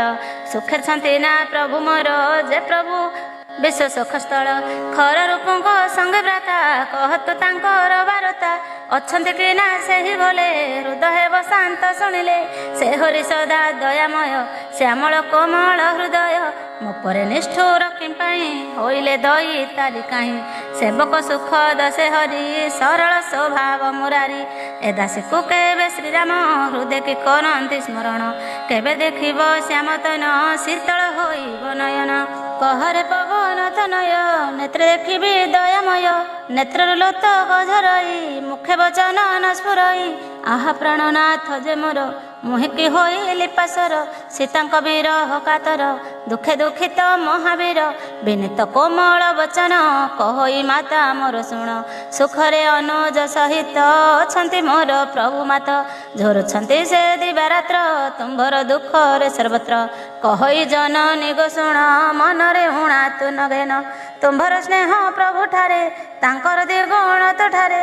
ହୃଦୟ ଧୈର୍ଯ୍ୟ ଧରିଣ ଶ୍ରୀରାମ ସନ୍ଦେଶ ମା ଶୁଣ, ଗଦ ଗଦରେ କପି କହି ନୟନ ଲୋତକ ବହଇ। ସୀତା ସତୀଙ୍କର ବିୟୋଗ ବିରହେ ରାମ ମହାଭାଗ, ମତେ ଯେ କହିଛନ୍ତି ଫେଇ ସବୁ ତ ଓଲଟା ଲାଗଇ। ନବୀନ କିଶଳୟ ଜାଣ ଲାଗଇ ମତେ ଦୁତାସନ, ରାତ୍ରି ଯେ କାଳ ରାତ୍ରି ସରି ଚନ୍ଦ୍ର ଲାଗନ୍ତି ସୂର୍ଯ୍ୟ ପରି। କୁମୁଦ କାନନ ତୁ ଜାଣ ଲାଗଇ କୁନ୍ତ ଗୁଚ୍ଛ ସମ, ଆକାଶ ମେଘ ବରଷଇ ତପ୍ତ ଦଳ ସମ ସେ ହୋଇ। ଚକ୍ଷୁଶ୍ରବାଣୀ ଶ୍ୱାସ ସମ ଲାଗଇ ମଳୟ ପବନ, ଯେତରୁ ତଳେ ମୁଁ ବସଇ ତା ଛାଇ ଉତ୍ତପ୍ତ ଲାଗଇ। ଏ ଜଗତରେ ମୋର ହିତେ ଜଡ଼ ଚେତନ ଥିଲେ ଯେତେ, ହେ ସମସ୍ତ ଏବେ ଦାରୁଣ ଦେଉଛନ୍ତି ଯେ ପୀଡ଼ା ଜାଣ। ଦୁଃଖ ଯେ ଅନ୍ୟ ଆଗେ କହି ଦୁଃଖ ଯେ କିଛି ଲଘୁ ହୋଇ, ମାତ୍ରକେ ବୁଝିବ ବେଦନା ଅନ୍ତର ଜଳେ ଦୁଃଖ ସିନା। ହେ ପ୍ରିୟା ତୋହର ମୋହର ବୁଝିବ ମହତ୍ଵ ପ୍ରେମର, କେବଳ ମନ ଯେ ମୋହରି ଜାଣଇ ତତ୍ଵ ଯେ ତାହାରି। ସେ ମନ ଏବେ ପାଇବଦ୍ଧ ତୋଠାରେ ହୋଇଛି ଆବଦ୍ଧ, ଏଥିରୁ ମୋର ପ୍ରୀତିରସ ବୁଝି ପ୍ରିୟା ତୁ ହୋଇ ତୋଷ। ସନ୍ଦେଶ ପ୍ରଭୁଙ୍କର ଶୁଣି ଆନନ୍ଦ ଜନକ ନନ୍ଦିନୀ, ହୋଇଲେ ସେ ପ୍ରେମ ମଗନ ହଜିଲା ଦେହ ଆଉ ଜ୍ଞାନ। ସୀତାଙ୍କୁ କହେ କପିବର ହୃଦୟରେ ଏବେ ଧୈର୍ଯ୍ୟ ଧର, ସୁମର ଶ୍ରୀରାମଙ୍କୁ ମାତା ସେ ଯେ ଭକତ ସୁଖଦାତା। ହୃଦୟ ପ୍ରଭୁଙ୍କୁ ସୁମର ତାଙ୍କର ପ୍ରଭୁ ତା ବିମଳ, ଏବେ ମୋହର ବାଣୀ ଶୁଣି ବିକଳ ନ ହୁଅ ଜନନୀ। ଶ୍ରୀରାମ ବାଣ ହୃତାସନ ରାକ୍ଷସ ପତଙ୍ଗ ସମାନ, ହୃଦ ମନରେ ଧୈର୍ଯ୍ୟ ଧର ଦୈତ୍ୟ ଯେ କଳିବେ ଥର। ଭାରତା ଯେବେ ରଘୁନାଥ ପାଇଥାନ୍ତେ ଯେ ଯଥାର୍ଥ, କେବେ ବିଳମ୍ବ ସେ ନ କରି ଥାନ୍ତେ ପ୍ରଭୁ ନରହରି। ଉଦିତ ସୂର୍ଯ୍ୟଙ୍କ ସମାନ ଶ୍ରୀରାମ ବାଣ ବଳବାନ, ଦୈତ୍ୟଗଣ ଯେ ନିଶାସମ ଜୀବନେ ବଞ୍ଚିବେ କେଶନ। ଏବେ ମୁଁ ତୁମ୍ଭଙ୍କୁ ଜନନୀ ନେଇ ଯାଆନ୍ତି ସଙ୍ଗେ ଘେନି, ପ୍ରଭୁଙ୍କ ଆଜ୍ଞା ମୋତେ ନାହିଁ ହୋଇବି ତାଙ୍କ ପାର୍ଶ୍ୱଦ୍ରୋହୀ। ମାତା ତୁ ଆଉ କିଛି ଦିନ ହୃଦୟ ଧୈର୍ଯ୍ୟ ତୁ ଘେନ, ରୁକ୍ଷ କପି ସେନା ସାଗର ଏଥି ପ୍ରବେଶୀ ରଘୁବୀର। କରିବେ ରାକ୍ଷସ ବିନାଶ ରକ୍ଷଣ ତିନି ପୁରେ ଯଶ, ତୁମ୍ଭଙ୍କୁ ଧରିବେ ମାଏ ଦେଖିବେ ସ୍ୱର୍ଗେ ଦେବତାଏ। ଆକାଶ ପୁଷ୍ପ ହେବ ବୃଷ୍ଟି ଉଶ୍ୱାସ ଲଭି ବୟ ସୃଷ୍ଟି, ଏମନ୍ତ କପି ବାକ୍ୟ ଶୁଣି କହନ୍ତି ଜନକ ନନ୍ଦିନୀ। ରେ ପୁତ୍ର ଏବେ ତୁ ହି ଶୁଣ କ୍ଷୁଦ୍ର ଯେ ତୋହରି ସମାନ, ଅଛନ୍ତି କପି ସେନାଗଣ କି କରିବେ ରୁକ୍ଷ ଭବନ। ଲଙ୍କାରେ ରାକ୍ଷସ ଯେତେକ ବଳବାନ ସେ ଏକୁ ଏକ, 60 ହାତର ପ୍ରମାଣ ସବୁରି କଳେ ବରମାନ। ସତୀ କହନ୍ତି ହନୁମାନ ପରମ ସନ୍ଦେହ ମମନ, ଶୁଣିନ ସୀତାଙ୍କ ସନ୍ଦେହ ପ୍ରକଟ କଲା ନିଜ ଦେହ। କନକ ପର୍ବତ ପରି ଦିଶଇ ହନୁମାନ ସରି, ଯୁଦ୍ଧରେ ଏହା ବଳବନ୍ତ ଏ ମହାବୀର ହନୁମନ୍ତ। ହୋଇଲା ଭରସା ଏସନ ଦେଖିଏ ରୂପେ ହନୁମାନ, ସୀତାଙ୍କ ପଦେ ପ୍ରଣମିଲା କ୍ଷୁଦ୍ର ରୂପରେ ପ୍ରକଟିଲା। ଜଗତେ ବଳ ବୁଦ୍ଧିହୀନ ବାନର କୂଳ ସିନା ଜାଣ, ଲଭିଲେ ପ୍ରଭୁ କୃପା ଫଳ ସର୍ପ ହୁଏ ଗରୁଡ଼ କାଳ। ଯେ ରାମ କୃପା କୁଲ ଭଇ ତାହାକୁ କାଳ ଯେ ଡରଇ, ଏମନ୍ତ କପି ବାଣୀ ଶୁଣି ହରସ ଜନକ ନନ୍ଦିନୀ। ବିଶେଷ ବଳ ତେଜ ଭକ୍ତି ଦେଖି ହରସ ସୀତା ସତୀ, ତୁମ୍ଭର ବଳ ବୁଦ୍ଧି ବୃଦ୍ଧି ହେଉ ସକଳ କାର୍ଯ୍ୟ ସିଦ୍ଧି। ରାମ ଭକତେ ଆଶୀର୍ବାଦ ବୋଇଲେ ହେଇ ନିର୍ବିବାଦ, ହୁଅ ତୁ ଅଜର ଅମର ଗୁଣନିଧି ହେ ପୁତ୍ର ମୋର। ଶ୍ରୀରାମ ପଦେ ସଦା ଭକ୍ତି ହେଉ ତ ସ୍ଥିର ବୁଦ୍ଧିମତୀ, ସେ ପ୍ରଭୁ ସଦୟା କରିବେ ସକଳ ବିଘ୍ନକୁ ଖଣ୍ଡିବେ। ଶୁଣିଣ ଏମନ୍ତ ଭାରତୀ ଆନନ୍ଦ ହୋଇଲା ମାରୁତି, ପରମ ପ୍ରେମରେ ମଗନ ହୋଇଲା କେଶରୀ ନନ୍ଦନ। ସୀତାଙ୍କ ପାଦେ ବାରମ୍ବାର ହନୁ ଯେ ଲଗାଇଲା ଶିର, ମାରୁତି ଦୁଇ କର ଯୋଡ଼ି କହେ ଉତ୍ତର ପାଦେ ପଡ଼ି। ମାତ ମୁଁ ହୋଇଲି ନିର୍ଭର ଜାଣ ଏ ସାରା ସଂସାର, ତୁମ୍ଭର ଆଶୀର୍ବାଦ ସତ୍ୟ ଧନ୍ୟ ହୋଇଲି ଲଭିମାତ। ମାତା ମୁଁ ବାନର ଧମ ଏଥି ବହୁତ ଫଳମାନ, ଦକ୍ଷିଣ କ୍ଷୁଧାରେ ଉଦର ହେଉଛି ମୋହର ଆକୁଳ। ସୀତା ଉବାଚ ସାଦରେ କପି ବାଣୀ ଶୁଣି ବୋଲନ୍ତି ସତୀ ଶିରୋମଣି। ଶୁଣରେ ପୁତ୍ର ହନୁମାନ ଦେଖୁଛୁ ଏ ଯେଉଁ ବିପିନ। ଅଛନ୍ତି ବହୁ ରଖୁଆଳ ସମସ୍ତେ ବପୁ ବଳଶୀଳ। ଜାନକୀ କଥା ଶୁଣ ଗିର ବୋଲଇ ହନୁମନ୍ତ ବୀର। କହେ ହନୁମାନ ତୁମର ମନସ ଥିଲେ ମାତର। ତାହାଙ୍କୁ ଭୟ ନାହିଁ ମୋର ମନରୁ ଚିନ୍ତା ଦୂର କର। ବାନର ବଳ ବୁଦ୍ଧି ଦେଖି ଯାଅରେ କହନ୍ତି ଜାନକୀ। ରାମଚରଣେ ରଖି ମନ ଖାଓରେ ମିଠା ଫଳ ମାନ। ସୀତାଙ୍କ ପାଦକୁ ବନ୍ଦିଣ ହନୁ ଚଳିଲା ମଧୁବନ। ବୃକ୍ଷ ଉପାଡ଼ି ଭାଙ୍ଗି ଡାଳ ବାନର ଖାଏ ମିଠା ଫଳ। ବହୁତ ରଖୁଆଳ ତହିଁ ଥିଲେଟି ଉପବନେ ରହି। ବାନର କାହାକୁ ମାଇଲା କେହୁ ଭୁବନକୁ ଧାଇଁଲା। କେ ଭୟ ଉପବନୁ ଭାଗେ କେହୁ କହେ ରାବଣ ଆଗେ। ଭଦେବ କାହୁଁ କପି ଆସି ଅଶୋକ ବାଟିକାରେ ପଶି। କରଇ ଦେଖ ଛାର ଖାର କାହାକୁ ନାହିଁ ତାର ଡର। ବାରତା ରାବଣ ଶୁଣିଲା ବହୁ ବୀର ସ୍ୱର ପେଶିଲା। ଦେଖି ବହୁତ ସୁରବୀର ଗର୍ଜଇ ପବନ କୁମାର। ସକଳ ରାକ୍ଷସ ଦେଖିଣ ମାଇଲା କପି ଗୋଡ଼ାଇଣ। କେତେ ଯେ ଦର ମରା ହୋଇ କେତେକ ଗଲେ ବାର୍ତ୍ତା ନେଇ। ରାବଣ ପଠାଇଲା ବୀର ତହିଁକି ଅଶୋକ କୁମାର। ବହୁତ ସୈନ୍ୟ ଘେନି ସଙ୍ଗେ ଚଳଇ ସେ ଅସୁର ରଙ୍ଗେ। ତାକୁ ଆସିବାର ଦେଖିଣ ଉପାଡ଼ି ବହ ବୃକ୍ଷମାନ। ପିଟି ପିଟି ତାହାକୁ ମାରି ହନୁ କରଇ ସିଂହରଡ଼ି। ମାଇଲା କାହାକୁ ମର୍ଦିଲା କାହାକୁ ଧୂଳି ସାତ କଲା। ରାକ୍ଷସ କେବା ବଞ୍ଚି ପ୍ରାଣେ ଯାଇଣ କହଇ ରାବଣେ। ଭୋଦେବ ଏ ମର୍କଟ ବଳି ମାରିବ ସମସ୍ତଙ୍କୁ ଧରି। ପୁତ୍ରର ବଧ ଶୁଣି ଗିର ଅତି କ୍ରୋଧରେ ଦଶ ଶିର। ପଠାଏ ମେଘନାଦ ବୀର ବୀରଙ୍କ ମଧ୍ୟେ ବୀରବର। ପଠାଇ ସୁତେ କହେ ବାଣୀ ନ ମାରି ବାନ୍ଧି ଆସ ଘେନି। ଦେଖିବା ମର୍କଟ ସାହସ କାହୁଁ ଆସିଛି କେତାଇଶ। ଚଳଇ ବୀର ଇନ୍ଦ୍ରଜିତ ସେ ବୀର ଯୋଦ୍ଧା ଅତୁଳିତ। ଶୁଣି ତାହାର ଭାତୃବଧ ମନରେ ଭରି ବହୁ କ୍ରୋଧ। ଆସଇ ଦେଖିଲା ବାନର ବହୁତ ଦାରୁଣ ଏ ବୀର। ରାବ ଯେ କିଳି କିଳା କରି ହନୁ ଧାଇଁଲା ଗଦା ଧରି। ବିଶାଳ ତରୁ ଉପାଡ଼ିଲା ମେଘନାଦ ପରେ ଫିଙ୍ଗିଲା। ଭାଙ୍ଗିଲା ଇନ୍ଦ୍ରଜିତ ରଥ ଫିଙ୍ଗିଲା ଦୂରକୁ ତୁରନ୍ତ। ତା ସଙ୍ଗେ ଥିଲେ ଯେତେ ବୀର ଶୋକରେ ମର୍ଦିଲା ବାନର। ତାହାକୁ ମର୍ଦି ନିଜଙ୍ଗେ ଯୁଝଇ ଇନ୍ଦ୍ରଜିତ ସଙ୍ଗେ। ସତେ କି ଗଜରାଜ ଦୁଇ ରଣ ରଙ୍ଗରେ ମତ ହୋଇ। ମୁଥାଇ ମାରିଣ ତାହାକୁ ଚଢ଼ିଗଲା ହନୁ ଗଛକୁ। ଦୈତ୍ୟ ଯେ କ୍ଷଣେ ମୂର୍ଚ୍ଛା ଗଲା ଉଠିଣ ମାୟା ଆରମ୍ଭିଲା। ବହୁ ମାୟାରେ ଦୁରାଚାର ଜିଣି ନହିଲା କପିବର। ବ୍ରହ୍ମସ୍ତ୍ର ସେ ସନ୍ଧାନିଲା ଦେଖିଣ କପି ବିଚାରିଲା। ମୁଁ ଯେବେ ହି ବ୍ରହ୍ମସର ନ ରଖେ ମର୍ଯ୍ୟାଦା ତାହାର। ତାହାର ମହିମା ଅପାର ନାଶ ହେବ କରେ ବିଚାର। ଦୈତ୍ୟ ଯେ ବ୍ରହ୍ମସର ମାରି ବାନ୍ଧଇ ହନୁମାନ ଧରି। ପଡ଼ୁ ପଡ଼ୁ ସେ ହନୁମାନ ମାରେ ବହୁ ଅସୁର ସୈନ୍ୟ। ବୁଝିଲା ଯେବେ ସେହି ଦୈତ୍ୟ କପି ହୋଇଲାଣି ମୂର୍ଚ୍ଛିତ। ବାନ୍ଧି ତାହାକୁ ନାଗ ଫାସେ ନେଇଣ ଗଲା ପିତା ପାଶେ। ଶିବ କହନ୍ତି ଉମା ଶୁଣ ସୁମରିବାରେ ଯାର ନାମ। ଏ ଭବ ବନ୍ଧନ କାଟନ୍ତି ସୁଜ୍ଞାନର ଯେ ସନ୍ଥ ଜ୍ଞାନୀ। ବନ୍ଧନେ ପଡ଼ି ତାଙ୍କ ଦୂତ ବସ କି ହେବ ହନୁମନ୍ତ। ପ୍ରଭୁର କାର୍ଯ୍ୟ ଲାଗି ବସ ହୋଇ ଶହେ କପି କଳେଶ।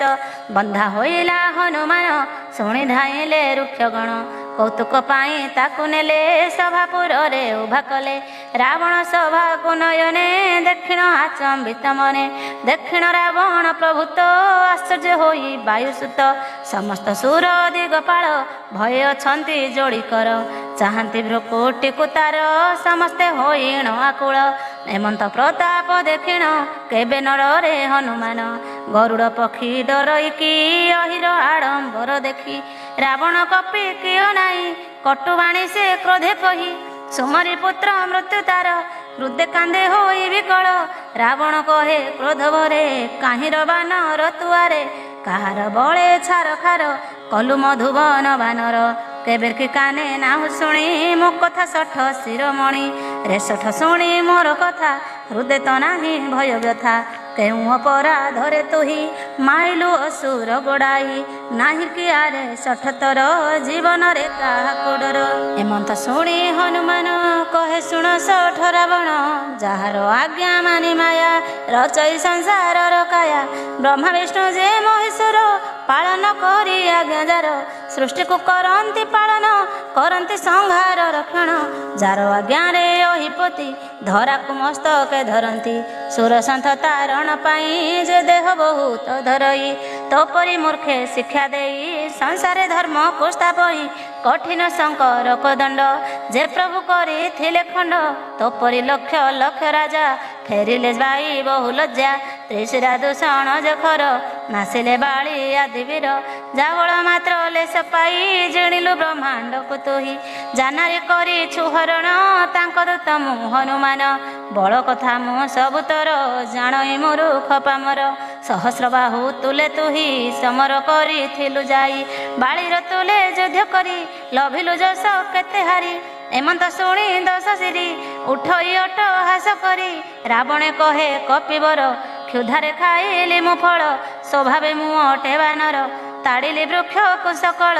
देह सबुरी अटे प्रिय हे राजा अन्य किछि नुह तो मंद बुद्धि दैत्य गण मते माइले कि कारण जे दैत्य मते मारई मुताकु माइली गोड़ाई तहु बांधिण इंद्रजित मते आणे तब सुत बांधिला बोली नाही लाज मुहर्ष हेब प्रभु कार्य कर जोड़ुछि मु रावण करई बिनती मगेन मोर शिक्षा कथा जेबारे शुणत दैत्य पति थरे गर्व तेज निज कूल पद्धति कर तु विचार भ्रम को एड़ी तु ही भज दुख हारी पद सरज कालना सई चराचर से मध्य नासे सुरासुर से काल प्रभु को डरई भये जे थर हर होई से प्रभु तुले तु रावण नकर शत्रु आचरण रावण मोर बोल कर सीता समर्पी से पयर प्रणत पाल कृपा सिंधु खरारी रघु कुल इंदु रखिबे पशिले शरण पाशरी तो प्राध जान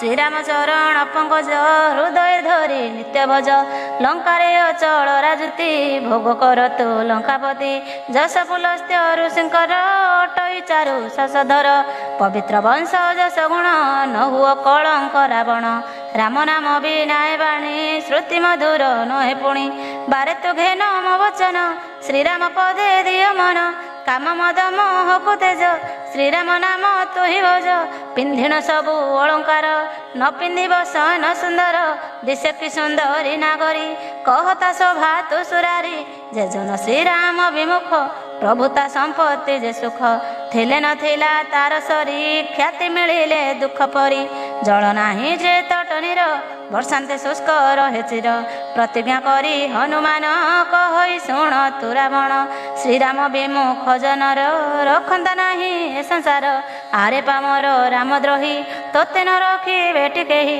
सहस्र विधाता शंकर विष्णु न रखिबे पामर तेज तु अभिमान मद अंते सदा से सुखप्रद कृपा सिंधु प्रभु श्रीराम भज सदा तांक चरण बुझाई कहिले पावनी बहुत हित करवाणी विवेक भक्त युक्त भाषा पुणी किरती न्याय मिर्षा हसी अभिमानी रावण उत्तरी कहे से अधम बानर बड़ ज्ञानी तोही मोहर गुरु प्राय कही रेखल कपि मृत्यु तोर हेलाणी निकट पामर अधम मर्कटटा होई मते बुद्धि शिखाई तुही ता शुणी कहे हनुमान तो निश्चय मरिबु रावण तो मते भ्रम होइलाणी कथा तो जना पड़िलाणी कपिर एही बाणी शुणी अति क्रोधरे विंश बाणी क्रोधरे होई जर जर कहि तोरी तो संहार रावण वचन शुणिण मारी गोड़ाती दैत्यगण विभीषण मंत्री सहित एकाले हुए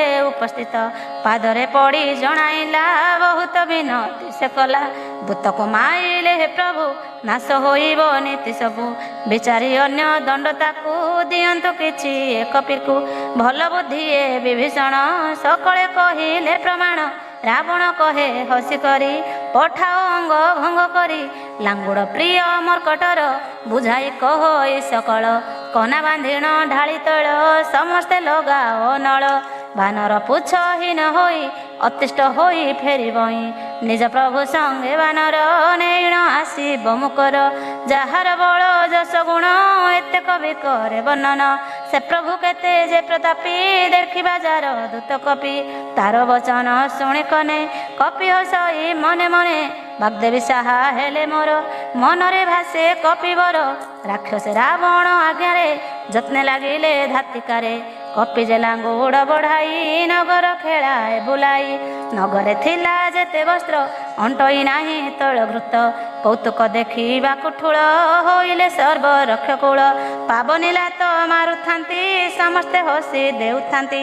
ଢୋଲ ବଜାଇ ସକଳେ ବୁଲାନ୍ତି ନଗରେ ନଗରେ। ସମସ୍ତେ ଦେଇ କରତାଳି ପୁଛରେ ଅଗ୍ନି ଦେଲେ ଜାଳି। ଜଳଇ ଅଗ୍ନି ଦେଖି ବୀର ଲଘୁ ରୂପ ହେଲା ବାନର। ଡେଇଁ ଚଢ଼ିଲା ଖରତରେ କନକ ଅଟାଳି ଉପରେ। ଦେଖି କପି ଅଟାଳି ପରେ ରାକ୍ଷସଙ୍କର ହୃଦ ଥରେ। ସେକାଳେ ବାୟୁ ଅଣଚାଷେ ବହିଲା ବିଧାତା ଦେଶେ। କପି ବପୁ ଚୁମ୍ବେ ଆକାଶ ଗର୍ଜଇ କରି ଅଟ୍ଟହାସ। ପର୍ବତ ସମ ଦେହ ତାର ଲାଗଇ ହାଲୁକା କପିର। ମନ୍ଦିର ମନ୍ଦିର ସେ ଡେଇଁ ବିନା ସଂକୋଚେ ସେ ବୁଲଇ। ଜଳିଲା ଲଙ୍କାର ନଗର ଲୋକେ ହୋଇଲେ କଲବଲ। ଛାତି ମୁଣ୍ଡ ପୋଡ଼ି ସକଳ ବହୁ ମନ୍ତେ ହୋଇ ବିକଳ। ବାପା ମା ଡାକନ୍ତି କାତରେ ବଞ୍ଚାଇବ କେ ବିପଦରେ। ମୁହିଁ ଯେ ଆଗୁ କହିଥିଲି ନୁହେଟିଏ ବାନର ବୋଲି। ଏକହୁ ଦେବତା ପ୍ରବର ନିଶ୍ଚୟ ରୂପେ କପିବର।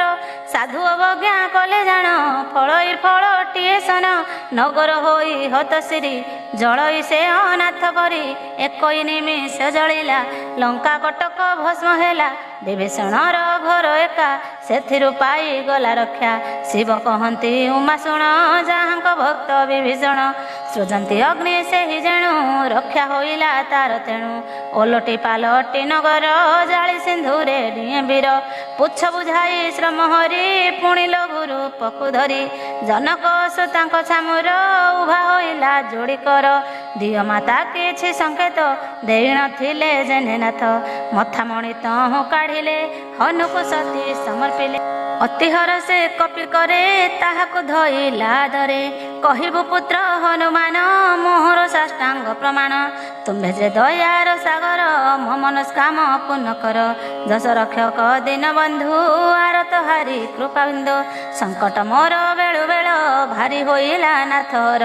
ଇନ୍ଦ୍ରତନୟ କଥା ତୁହି ପୁତ୍ର ତୁ କହିବୁ ଚେତାଇ। ପ୍ରଭୁଙ୍କର ପ୍ରତାପ ବାଣୀ ବୁଝାଇ କହିବୁ ପାବନି। ଏକ ମାସ ମଧ୍ୟରେ ଯେବେ ପ୍ରଭୁ ଏଠାକୁ ନ ଆସିବେ। ଶୁଣ ଜୀବନ ମୋର କପି ଆଉ ନଥିବ କଦାପି। କେମନ୍ତେ ରଖିବି ଜୀବନ କହ ବିଚାରି ହନୁମାନ। ତତେ ଦେଖିଣ କପିବର ଶାନ୍ତ ହୋଇଲା ଛାତି ମୋର। ଏବେଠୁ ପୁଣି ସେହି ଦଶା ସେହି ଦିନ ସେହି ମନୀଷା। ସୀତାଙ୍କୁ ବୀର ହନୁମାନ ବହୁ ମାତ୍ରାରେ ପ୍ରବୋଧେଣ। ଚରଣେ ନତ କରି ଶିର ଲେଉଟିଲା ସେ ମହାବୀର। ତୃତୀୟ ଅଧ୍ୟାୟ। ଫେରିବା ବେଳେ କପିବର ଗର୍ଜିଲା ସିଂହ ନାଦେ ବୀର। ସେ ନାଦ ଦୈତ୍ୟ ବାମାଗଣ ଶୁଣି ଗର୍ଭସ୍ରବିଲେ ପୁଣ। ଲଙ୍ଘିଣ ସମୁଦ୍ର ହୋଇଲା ହନୁମାନ କୂଳେ ମିଳିଲା। କିଳିକିଳା ଶବ୍ଦରେ ପୁଣି କମ୍ପାଇ ଦିଏ ସେ ଧରଣୀ। ହରଷି ସରବେ ଚାହିଁଲେ ଆସେ ହନୁମାନ ଦେଖିଲେ। ସର୍ବକପି ଆନନ୍ଦ ହେଲେ କିନୁଆ ଜୀବନ ଲଭିଲେ। ହନୁର ମୁଖ ଯେ ପ୍ରସନ୍ନ ଦେହେ ଅପୂର୍ବ ଦୀପ୍ତିମାନ। ଜାଣିଲେ ଆସିଛି ସେ କରି ଶ୍ରୀରାମ କାର୍ଯ୍ୟ ସିଦ୍ଧି କରି। ସରବେ ତାଙ୍କୁ ଘେରି ଗଲେ ସମସ୍ତ କପି ହର୍ଷ ଭରେ। ଯେପରି ଛଟ ପଟ ମୀନ ଯଥା କାଳେ ଲଭି ଜୀବନ। ବାନର ଚଳିଲେ ସକଳେ ପଚାରି ପଚାରି ମାର୍ଗରେ। ପଚାରି ବୁଝନ୍ତି ସନ୍ଦେଶ ପ୍ରବେଶ ରଘୁପତି ପାଶ। ପ୍ରବେଶୀ ମଧୁ ବଳେ ଯାଇ ଆରମ୍ଭ କଲେ ଗୋଳ ସେହି। ଅଙ୍ଗଦ ସଙ୍ଗତେ ମିଳିଣ ଖାଆନ୍ତି ତୋଳି ଫଳମାନ। ମଧୁବନରେ ଜଗୁଆଳେ ବିରୋଧ କରନ୍ତି କାନରେ। କପିଏ ମୁଥ ଯେ ମାରନ୍ତି ନିର୍ବୋଧ ସଭଏ ପଳାନ୍ତି। ସୁଗ୍ରୀବେ ଯାଇ ଜଣାଇଲେ ଯୁବରାଜ ଯେ କପି ତୁଲେ। ଛାର ଖାର ପବନକୁ କରନ୍ତି ନ ମାନି କାହାକୁ। ଏମନ୍ତ ସୁଗ୍ରୀବ ଯେ ପୁଣି ହରସ ମନେ ମନେ ଗୁଣି। ପ୍ରଭୁର କାର୍ଯ୍ୟ ସିଦ୍ଧ କରି ଆସିଲେ ଗୋ ବାନର ଫେରି। ଯଦି ସେ ସୀତା ସମାଚାର ନ ପାଇଥାନ୍ତେ ବାନର। କେଉଁ ସାହସେ ମଧୁବନେ ଫଳ ଖାଇଥାନ୍ତେ ସେମାନେ। ଏମନ୍ତ ବିଚାର ବୀର ପ୍ରବେଶିଲେ ସର୍ବବାନର। ସୁଗ୍ରୀବ ପଦ ଧୂଳିସିରେ ସର୍ବବାନର ଲଗାଇଲେ। ରାଜା ଅତି ଆନନ୍ଦ ମନ କରିଲେ ତାଙ୍କୁ ଆଲିଙ୍ଗନ। ଯେତେ କୁଶଳ ବାର୍ତ୍ତା ସର୍ବ ବୋଲିଣ ପୁଛନ୍ତି ସୁଗ୍ରୀବ।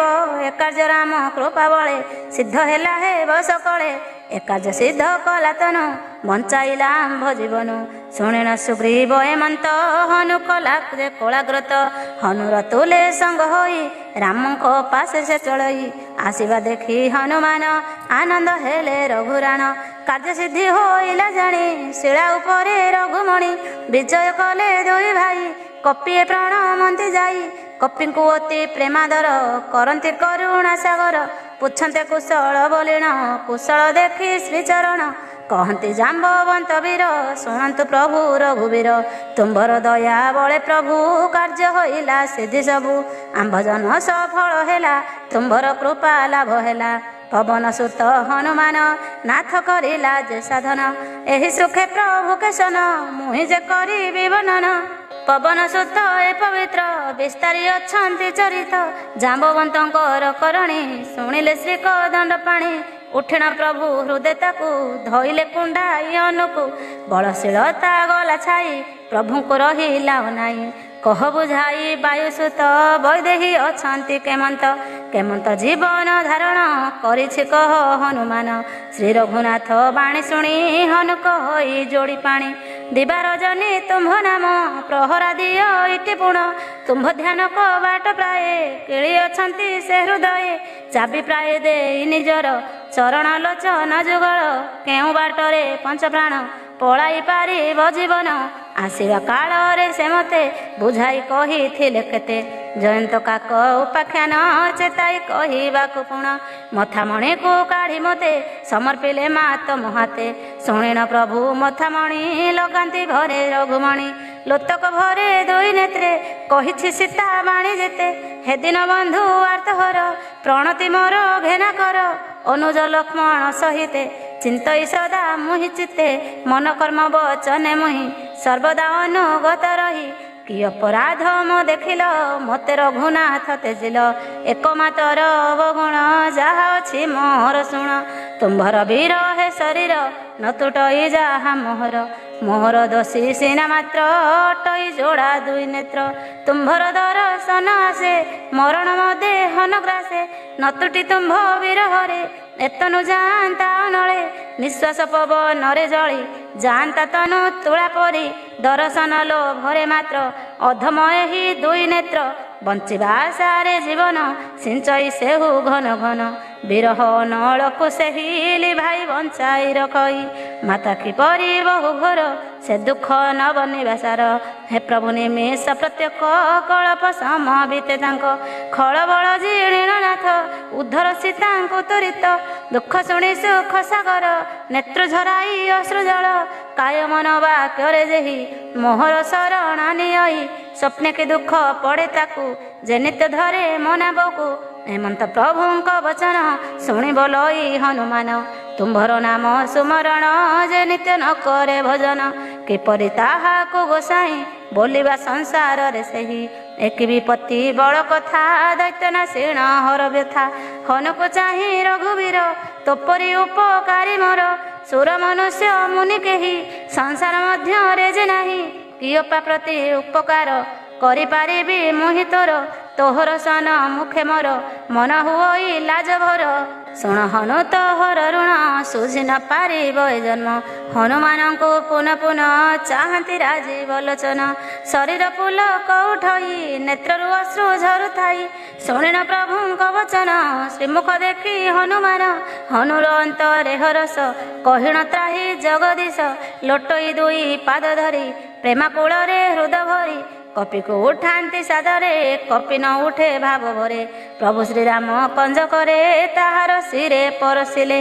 କହୁ କହୁ କଥା ତାଙ୍କର ମୁଗଧ ଶିବଙ୍କ ଅନ୍ତର। ପୁଣି ମନକୁ ସାବଧାନ କରିଣ ମଉଳି ମଣ୍ଡନ।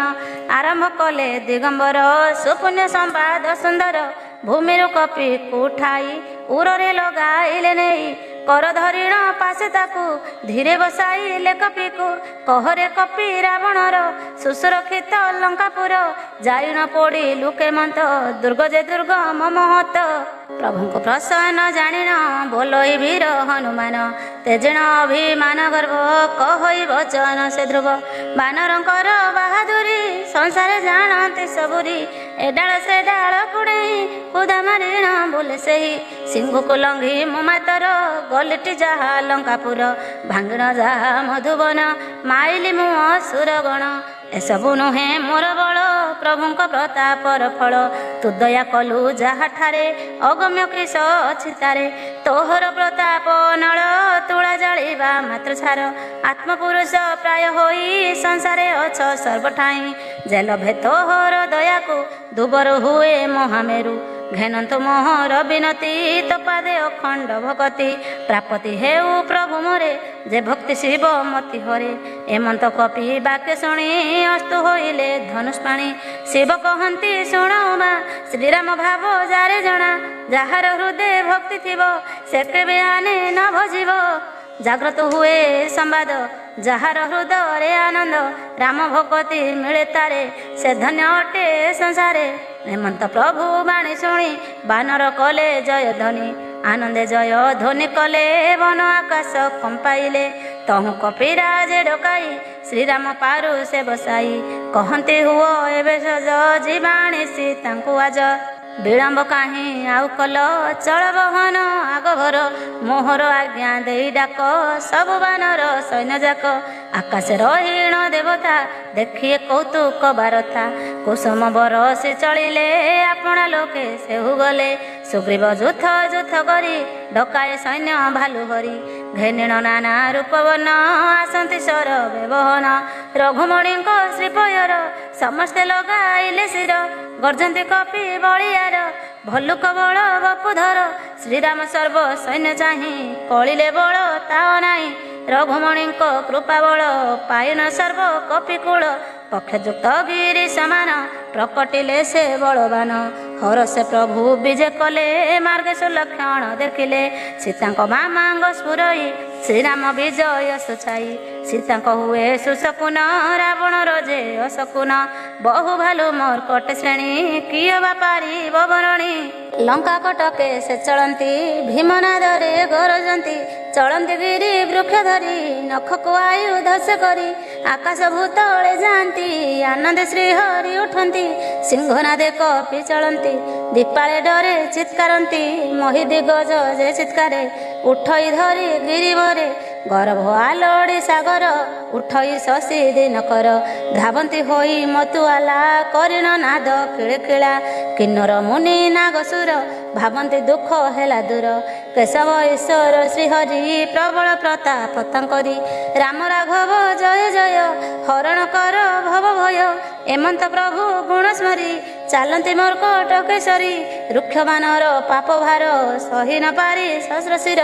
ମୁରୁଛା ଯାଇ ବାରମ୍ବାର ଦଂଶନ୍ତି ପିଠି କମଠର। ଶ୍ରୀରାମ ପୁଣ୍ୟ ଅଭିଯାନ ସେ ଯେ ଅପୂର୍ବ ସୁଖଧାମ। ହେମନ୍ତେ ଯାଇଣ ଶ୍ରୀରାମ ପ୍ରବେଶିଲେ ସିନ୍ଧୁ ପୁଳିନ। ବୋଲି ଭଲ୍ଲୁକ କପିବୀର କରିଲେ ସୁଫଳ ଆହାର। ଭାବନ୍ତି ନିଶାଚର ଗଣ ବାନର ବହୁ ବଳବାନ। ରାକ୍ଷସଙ୍କର ବହୁ ଶଙ୍କା ଯେ ବିଦ୍ରୋହ ପୋଡ଼ି ଗଲା ଲଙ୍କା। ସରବେ କରନ୍ତି ବିଚାର ରାକ୍ଷସ ଲୋଭିବେ ସଂହାର। ଯାହାର ଦୂତ ବଳ ମୁଖେ ବରଣି ପାରୁ ନାହୁ ରୁଖେ। ସେ ଯେବେ ଲଙ୍କା ଆସିବ କିଏ ବାଉ ବରତିବ। ଦୂତ ମୁଖ ବାଣୀ ଶୁଣିଣ ମନେ ବିଚାରି ପୁରଜନ। ବ୍ୟାକୁଳ ହୁଅ ଅନ୍ତର ମନ୍ଦ ଧରି ହୁଏ ଅଧୀର। ରାକ୍ଷସ ରାଜ ପାଦ ଧରି ଏକାନ୍ତେ କହେ କର ଯୋଡ଼ି। କହଇ ମଧୁର ବଚନେ ନୀତି ବୁଝାଇ ଧୀର ମନେ।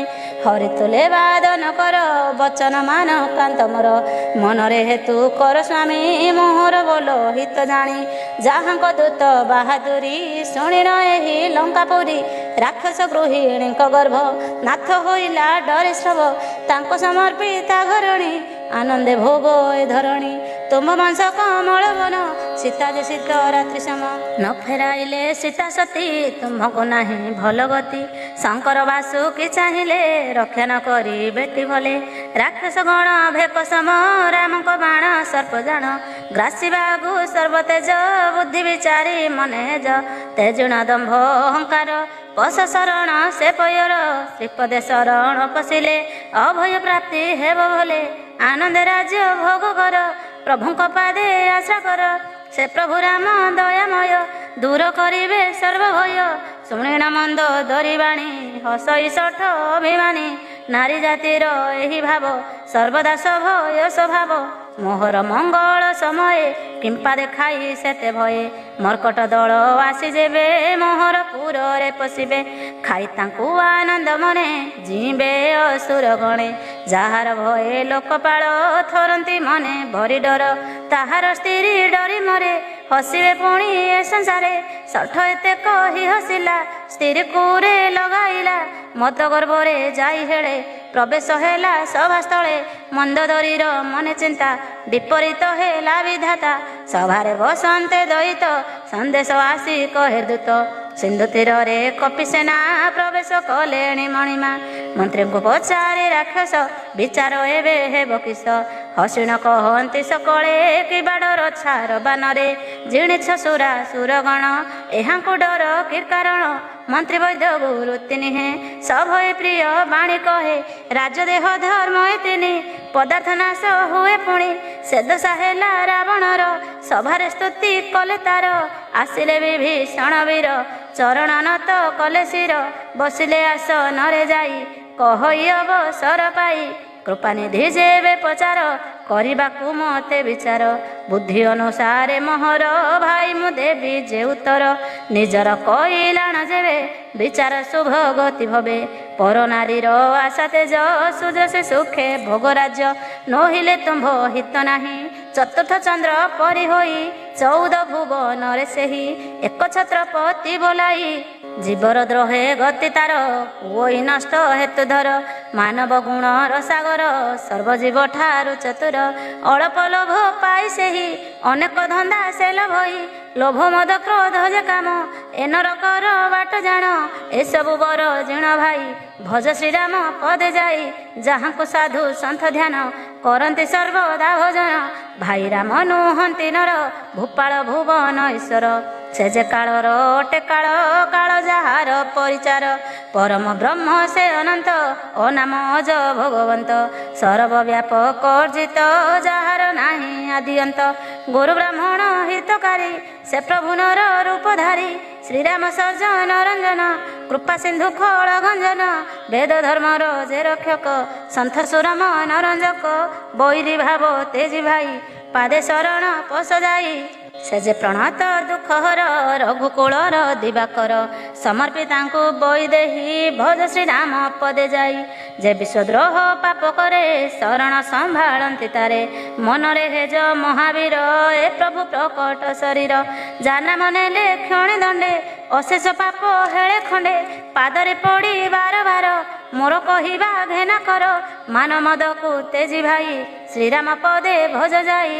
ପୁଲସ୍ତ୍ୟ ଋଷି ଶିଷ୍ୟ ହାତେ ବାର୍ତ୍ତା ପଠାଇ ଥିଲେ ତୋତେ ଏ ଅବସରେ ତୋତେ ମୁହିଁ କହିଲି ସେହି କଥା ଭାଇ ମନ୍ତ୍ରୀର ନାମ ମାଲ୍ୟବନ୍ତ ବିବେକ ଚତୁର ପଣ୍ଡିତ ସେ ବିଭୀଷଣ କଥା ଶୁଣି ମନରେ ତାକୁ ହିତମଣି କହଇଆ ହେ ନୃପବର ତୁମ୍ଭର ଭ୍ରାତା ନୀତିଧର ଯାହା କହିଲେ ବିଭୀଷଣ ମନରେ ତାଙ୍କୁ ତୁମ୍ଭେ ଘେନ ଏତେକ ଶୁଣିଣ ରାବଣ କହଇ ଷଠ 2 ଜଣ ଗାଓ ମୋର ଅଗ୍ରତେ ଆସି ବୈରୀର ବଢ଼ାଇ ମିଶି ଦୁହିଁଙ୍କୁ କରି ଦିଅ ଦୂର ଗଲେ ମନ୍ତ୍ରୀ ଆପଣାପୁର କର ଯୋଡ଼ିଣ ଉଭା ହେଲା ତହିଁ ବିଭୀଷଣ ବୋଇଲା କହଇ ଭାଇ ଶୁଣ ମୋର ବିନୀତ ଏ ମୋ ଦଶ ଶିର ବେଦ ପୁରାଣ ଅଛି ଭଣି ଶୁଣନ୍ତୁ ଆହେ ନୃପମଣି ସୁମତି କୁମତି ଏ ଜାଣ ଅଟଇ ସମସ୍ତଙ୍କ ଗୁଣ ହୋଇଲେ ଜାଣ ତୁ ସୁମତି ବଢ଼ଇ ଅଚଳ ସମ୍ପତ୍ତି କୁମତି ଠାରୁ ଉପଜଇ ଅପାର ବିପତ୍ତି ଘଟଇ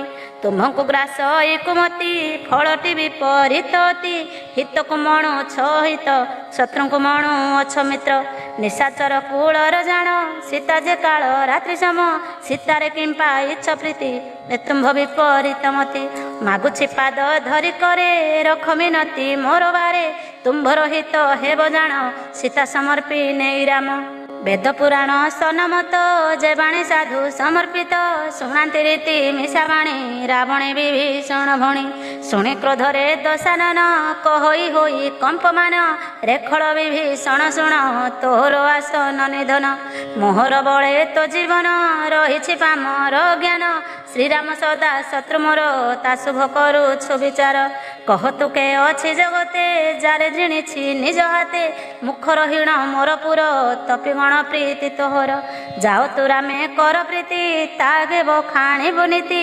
ରାବଣ ପଦା ଘାତ କଲା ବିଭୀଷଣ ପଦେ ଲୁଟିଲା। ତାପାଦେ ନତ କରି ଶିର ବିନତି କରେ ବାରମ୍ବାର। ଶଙ୍କର କହନ୍ତି ଗୌରୀ ଏତ ସାଧୁର ବାହାଦୁରୀ। ମନ୍ଦ ଯେ ଚିନ୍ତି ବାଜନର ଉପକାରୀ ହୁଏ ତାହାର। ତୁମ୍ଭେ ମୋ ଭ୍ରାତା ପିତା ସମ କାନ୍ଦି କହି ବିଭୀଷଣ। ପ୍ରହାର ମତେ କଲ ତୁମ୍ଭେ ହରି ଭଜନ କର ଏବେ। ଏତେ କହିଣ ବିଭୀଷଣ ସକଳେ ଶୁଣ ଏ ବଚନ। ସତ୍ୟ ଶ୍ରୀରାମ ଭଗବାନ ସଭାତ କାଳ ବସ ଜାଣ। ସେ ପାଦେ ପଶି ବିଶରଣ ଏହା ମୋ ସଂକଳ୍ପ ଜାଣ। ପଶ୍ଚାତ ନ ଦେ ବୁଟି ଦୋଷ ହୋଇବ ନିଶ୍ଚୟ ତୋ ବିନାଶ। ଚଳିଲା ବିଭୀଷଣ ବୀର ଲୋଡ଼ିଲା ଶ୍ରୀରାମ ପୟର।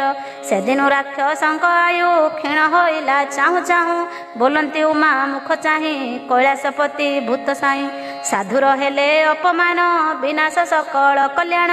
ରାବଣ ବିଭୀଷଣ ତ୍ୟାଗ କରିଲା ପଡ଼ିଲା ଦୁର୍ଭାଗ୍ୟ। ଲଙ୍କାରୁ ବିଭୀଷଣ ହର୍ଷେ ଚଳିଲା ସୀତାପତି ପାଶେ। ସତେ ପୁରିବ ତାର ଆସ ଉପୁଜେ ସତ ଅଭିଳାଷ। ଦେଖିବି ପ୍ରଭୁ ପଦଦଳ ଭକତ ସୁଖ ଦକମଳ। ଯେ ପଦ ପର ସେ ପଥର ଅହଲ୍ୟା ହୋଇଲା ନିସ୍ତାର। ପବିତ୍ର ହୋଇଲା କାନନ ଦଣ୍ଡକ ପଞ୍ଚ ବଟି ଜାଣ। ଯେ ପଦ ସଦା ସୀତା ସତୀ ଅନ୍ତରେ ଚିନ୍ତା କରୁଥାନ୍ତି। ଯେ ପଦ ଧାଇଁଲା ପଛରେ ମାୟାକୁ ରଙ୍ଗେ ମାୟା ଧରେ। ହର ହୃଦୟରେ ପଦ୍ମ ହୋଇ ଯେ ପଦ ସଦା ବିରାଜଇ। ସେ ପାଦ ପଦ୍ମକୁ ଦେଖିବି ନେତ୍ର ମୋ ପବିତ୍ର କରିବି। ଯାହା ମୋ ବଡ଼ ଭାଗ୍ୟ ଫଳେ ଦେଖିବି ରାମ ପଦ ଡୋଳେ। ଯେ ପାଦ ପାଦୁକାକୁ ଧରି ଭରତ ନେଲେ ଶିରେ ଧରି। ସେ ପାଦ ପଙ୍କଜର ରଜ ଲଭିବ ଏ ଅଧମ ଆଜ। ସପ୍ରେମେ କରିଣ ବିଚାର ପ୍ରବେଶ ହେଲା ସିନ୍ଧୁ ତୀର। କପି ଦେଖିଲେ ବିଭୀଷଣ ଭାବିଲେ ପେଶିଛି ରାବଣ। ଦକ୍ଷିଣ କପି ଗଣେ ତାକୁ ସନ୍ଦେଶ ଦେଲେ ସୁଗ୍ରୀବକୁ। ଜାଳିଣ ରଘୁବୀର ପାଶ ସୁଗ୍ରୀବ କହିଲା ସନ୍ଦେଶ। ରାବଣ ଭାଇ ସେହି ବୀର ଲୋଡ଼ଇ ଆସି ବଛାମୁର। ସୁଗ୍ରୀବ ପୁଛନ୍ତି ରାଘବ କୁହନ୍ତୁ ଶୁଭ କି ହୋଇବ। ଉତ୍ତରେ ସୁଗ୍ରୀବ କହି ଶୁଣ ଦୟାକୁ ଭାବଗ୍ରାହୀ। ଜନମ ନିଶାଚର ଜନି ତାହାର ମାୟା ନୁହେଁ ଜାଣି। କାମରୁ ପିତା ମସ ଦେହି କି କାରଣେ ସେ ହୁଆ ସହି। ଭେଦ ଆମ୍ଭ ବୁଝିବା ପାଇଁ ଭାବଇ ମୁହିଁ ସେ ଆସଇ। ବାନ୍ଧିଣ ରଖିବା ତାହାକୁ ପାଞ୍ଚିଛି ମନେ ମୁଁ ଏହାକୁ। କହନ୍ତି ସୁଗ୍ରୀବକୁ ରାମ କହିଲ ଉଚିତ ବଚନ। ମାତ୍ର ସଖା ପଣ ମୋହର ରଖେ ଶରଣା ଗତ ମୋର। ପ୍ରଭୁଙ୍କ ବାଣୀ ଶୁଣି ହନୁ ହରସି ଉଠ ଇତାତନୁ। ଭକ୍ତ ବତ୍ସଳ ଭାବଗ୍ରାହୀ ତା ବିନୁ କିଛି ଜାଣେ ନାହିଁ। ହାନି ହେବ ଭାବି ମନକୁ ଯେତେ ଯେ ଶରଣାଗତକୁ। ସେ ପାପି ପାମରର ମୁଖ ଚାହିଁଲେ ନ ମିଳଇ ସୁଖ। ପାପଙ୍କ ମଧ୍ୟେ ପରମାଦ କୋଟିଏ ବିପ୍ର କରବଦ୍ଧ। ଶରଣ ପଶିଲେ ମୋଠାରେ ଶରଣ ସମ୍ଭାଳେ ମତାରେ। ଜୀବ ସମ୍ମୁଖ ହେଲେ ମୋର ଅନେକ ପାପ ଖଣ୍ଡେ ତାର। ସ୍ୱଭାବ ପାପୀ ଜନଙ୍କର ବିଦିତ ଏ ସାରା ସଂସାର। ମନ ତା କେବେ ନ ପଶଇ ମୋର ଭଜନ ନ କରଇ। ବିଭୀଷଣର ମତି ଯେବେ ହୋଇଥାନ୍ତା ଖଳ ତେବେ। ମୋ ସମ୍ମୁଖେ ସେ କିଆ ସନ୍ତା ଜାଣିନ ମତେ ରୁକ୍ଷନ୍ତା। ନିର୍ମଳ ଅଟେ ଯାର ଚିତ ଛନ୍ଦ କପଟୁ ଯେ ରହିତ। ସେ ଜନମ ପ୍ରିୟ ଅଟଇ ସେ ଅନ୍ତକାଳେ ମତେ ପାଇ। ଭେଦ ଛିଦ୍ର କରି ରାବଣ ପେଶିଛି ଯେବେ ବିଭୀଷଣ। ମୋହର ମନେ କ୍ଲେଶ ନାହିଁ ଶୁଣ ସକଳ କପିତ ହିଁ। ସଂସାରେ ଯେତେ ରାକ୍ଷସ ଲକ୍ଷ୍ମଣ କରି ପାରେ ନାଶ। ଭୟରେ ପଳାଇ ଆସିଣ ମୋହର ଲୋଡ଼ଇ ଶରଣ। ମୋହର ନିଜ ପ୍ରାଣ ପରି ରଖିବି ଭୟ ଦୂର କରି। ଭଲେ ଅବାକ ପଟେ ଥାଇ ଘେନିଣ ଆସ ତାକୁ ଯାଇ। ଏସନେ ଭାସନ୍ତେ ଶ୍ରୀରାମ ସାଦରେ ଗଲେ କପିଗଣ। ହନୁମାନ ଅଙ୍ଗଦ ଦୁଇ ବିଭୀଷଣଙ୍କୁ ସଙ୍ଗେ ନେଇ। ତାହାଙ୍କ ପରମ ଆଦରେ ନେଲେ ଶ୍ରୀରାମ କଛାମୁରେ। ଦୂରରୁ ଦେଖି ଦୁଇ ଭାଇ ନୟନ ଲୋତକ ଝରଇ। ଶୋଭାଧାମଙ୍କ ଛବି ଦେଖି ତାର ନୟନ ପଡ଼େ ଥକି। ଶ୍ରୀରାମ କମଳ ନୟନ ଦୁଃଖୀର ଆରତ ମୋଚନ। ଶ୍ୟାମଳ କୋମଳ ଶରୀର ପ୍ରଳମ୍ବ ବାହୁ ଦଣ୍ଡଧର। ବିଶାଳ ପ୍ରଶସ୍ତ ହୃଦୟ ଶ୍ରୀମୁଖ ଶିରି ଶୋଭାମୟ। ଭରିଲା ତାର ନେତ୍ର ନୀର ପୁଲକି ଉଠିଲା ଶରୀର। ଧୈର୍ଯ୍ୟ ଧରି ସେ ମନର କହି ସୁକୋମଳ ଗିର। ଭୋରଘୁନାଥ ସୁରପାଳ ମୁହିଁ ଯେ ଜାତ ଦୈତ କୁଳ। ଯେଉଁ ରାବଣ ଲଙ୍କାନାଥ ମୁଁ ଯେ ତାର କନିଷ୍ଠ ବ୍ରତ। ଏ ଦେହେ ସଦା ପାପେ ରତି ଯେସନେ ଭଲୁ କର ପ୍ରୀତି। ସୁଜସ ଶୁଣି ମୁଁ ତୁମ୍ଭର ଆସିଛି ତେଜି ଲଙ୍କାପୁର। ତୁମ୍ଭେ ଯେ ଭବ ଭାରାହାରି ଶରଣ ରକ୍ଷଣ ଶ୍ରୀହରି। ତ୍ରାହି କର ଏ ଦିନ ଦୁଃଖୀ ଦୁଃଖ ହରି ଶରଣ ରଖି। ଏମନ୍ତ କହି ଦଣ୍ଡବତ କରିଲା ପ୍ରଭୁ ପାଦଗତ। ଆନନ୍ଦ ଗଦ ଗଦ ହୋଇ ଉଭା ହୋଇଲେ ରଘୁରାଇ। ଦିନର ବାଣୀ ଶୁଣି କନ ପ୍ରଭୁ ହୋଇଲେ ତ ସମନ। ହୃଦୟରେ ତାକୁ ଲଗାଇଲେ ଭୁଜ ପାଶରେ ବାନ୍ଧିଦେଲେ। ସାଦରେ ନିଜ ପାଶେ ନେଇ ଅନୁଜ ସହିତେ ବସାଇ। ସୁଭାଷେ ଭକ୍ତ ମନୋହର ପୁଛିଲେ ବାରଣ କୁଶଳ। କୁସ୍ତାନେ ରହି ଅଛ ଯେଣୁ କହ ସକଳ ବାର୍ତ୍ତାଣୁ। ଖଳ ଦଳରେ ଦିବାରାତି ନିବାସ ତୁମ୍ଭ ଲଙ୍କାପତି। ଧର୍ମେ ମତି କେନେ ତୁମ୍ଭର କୁହନ୍ତୁ ସଖା କରି ସ୍ଥିର। ମୁଁ ଜାଣେ ସ୍ୱଭାବ ତୁମ୍ଭର ଶଶାଙ୍କ ପରି ଯେ ବିମଳ। ତୁମ୍ଭେ ଯେ ନ ଲୋଡ଼ି ଅନୀତି ପାଳନ କର ସଦା ନୀତି। ନରକ ବାସ ପଛେ ହେଉ ଦୁଷ୍ଟ ସଙ୍ଗତ ପ୍ରାପ୍ତି ନ ହଉ। ସୁଗମ ଉତ୍ତମ ସଂସାରେ କୁସଙ୍ଗ ଦୁଃଖ ମୋ ବିଚାରେ। ଆନନ୍ଦେ କହେ ବିଭୀଷଣ ନିରେଖି ପ୍ରଭୁଙ୍କ ବଦନ। ମୋହର ସମସ୍ତ କୁଶଳ ଦର୍ଶନେତ୍ର ପଦ ଯୁଗଳ। ସହଜେ ଦେହ ନଶ୍ୱର ଜୀବର ଜାଣେ ବିଚାର। ସପନେ ନ ପାଏ ବିଶ୍ରାମ ପଥ ଭ୍ରାନ୍ତେ କଲେ ଗମନ। ହୃଦୟ ବସେ ଖଳ ବୁଦ୍ଧି ଲୋଭ ମୋହ ମଦ କାମାଦି। ନହିଲେ ପ୍ରକଟ ହୃଦର ପ୍ରଭୁ ଧରିଣ ଧନୁସର। ଯୌବନ ତା କାଳ ରାତ୍ରି ମମତା ଅଟେ ତା ତିମିରି। ନ ଲୋଭେ ସୁଖ ରସଲେଶ ସଦା ପ୍ରାପତ ରାଗ ଦେଶ। ସଦା ବସନ୍ତି ଜୀବ ହୃଦେ ତବ କୃପା ନ हिले ଭଜେ। ଏବେ ତ ପଦ କଞ୍ଜ ଦେଖି ପବିତ୍ର ହେଲା ମୋର ଆଖି। କୁଶଳ ହେଲା ସବୁ ମୋର ମେଣ୍ଟିଲା ଭବ ଭୟ ଘୋର। ତୋର କରୁଣା ଯାରେ ହୋଇ ତ୍ରିତାପତାକୁ ନ ଲାଗଇ। ମୁନି ସାଚର ଯେ ଅଧମ ଜାଣେ ନା ଶୁଭ ଆଚରଣ।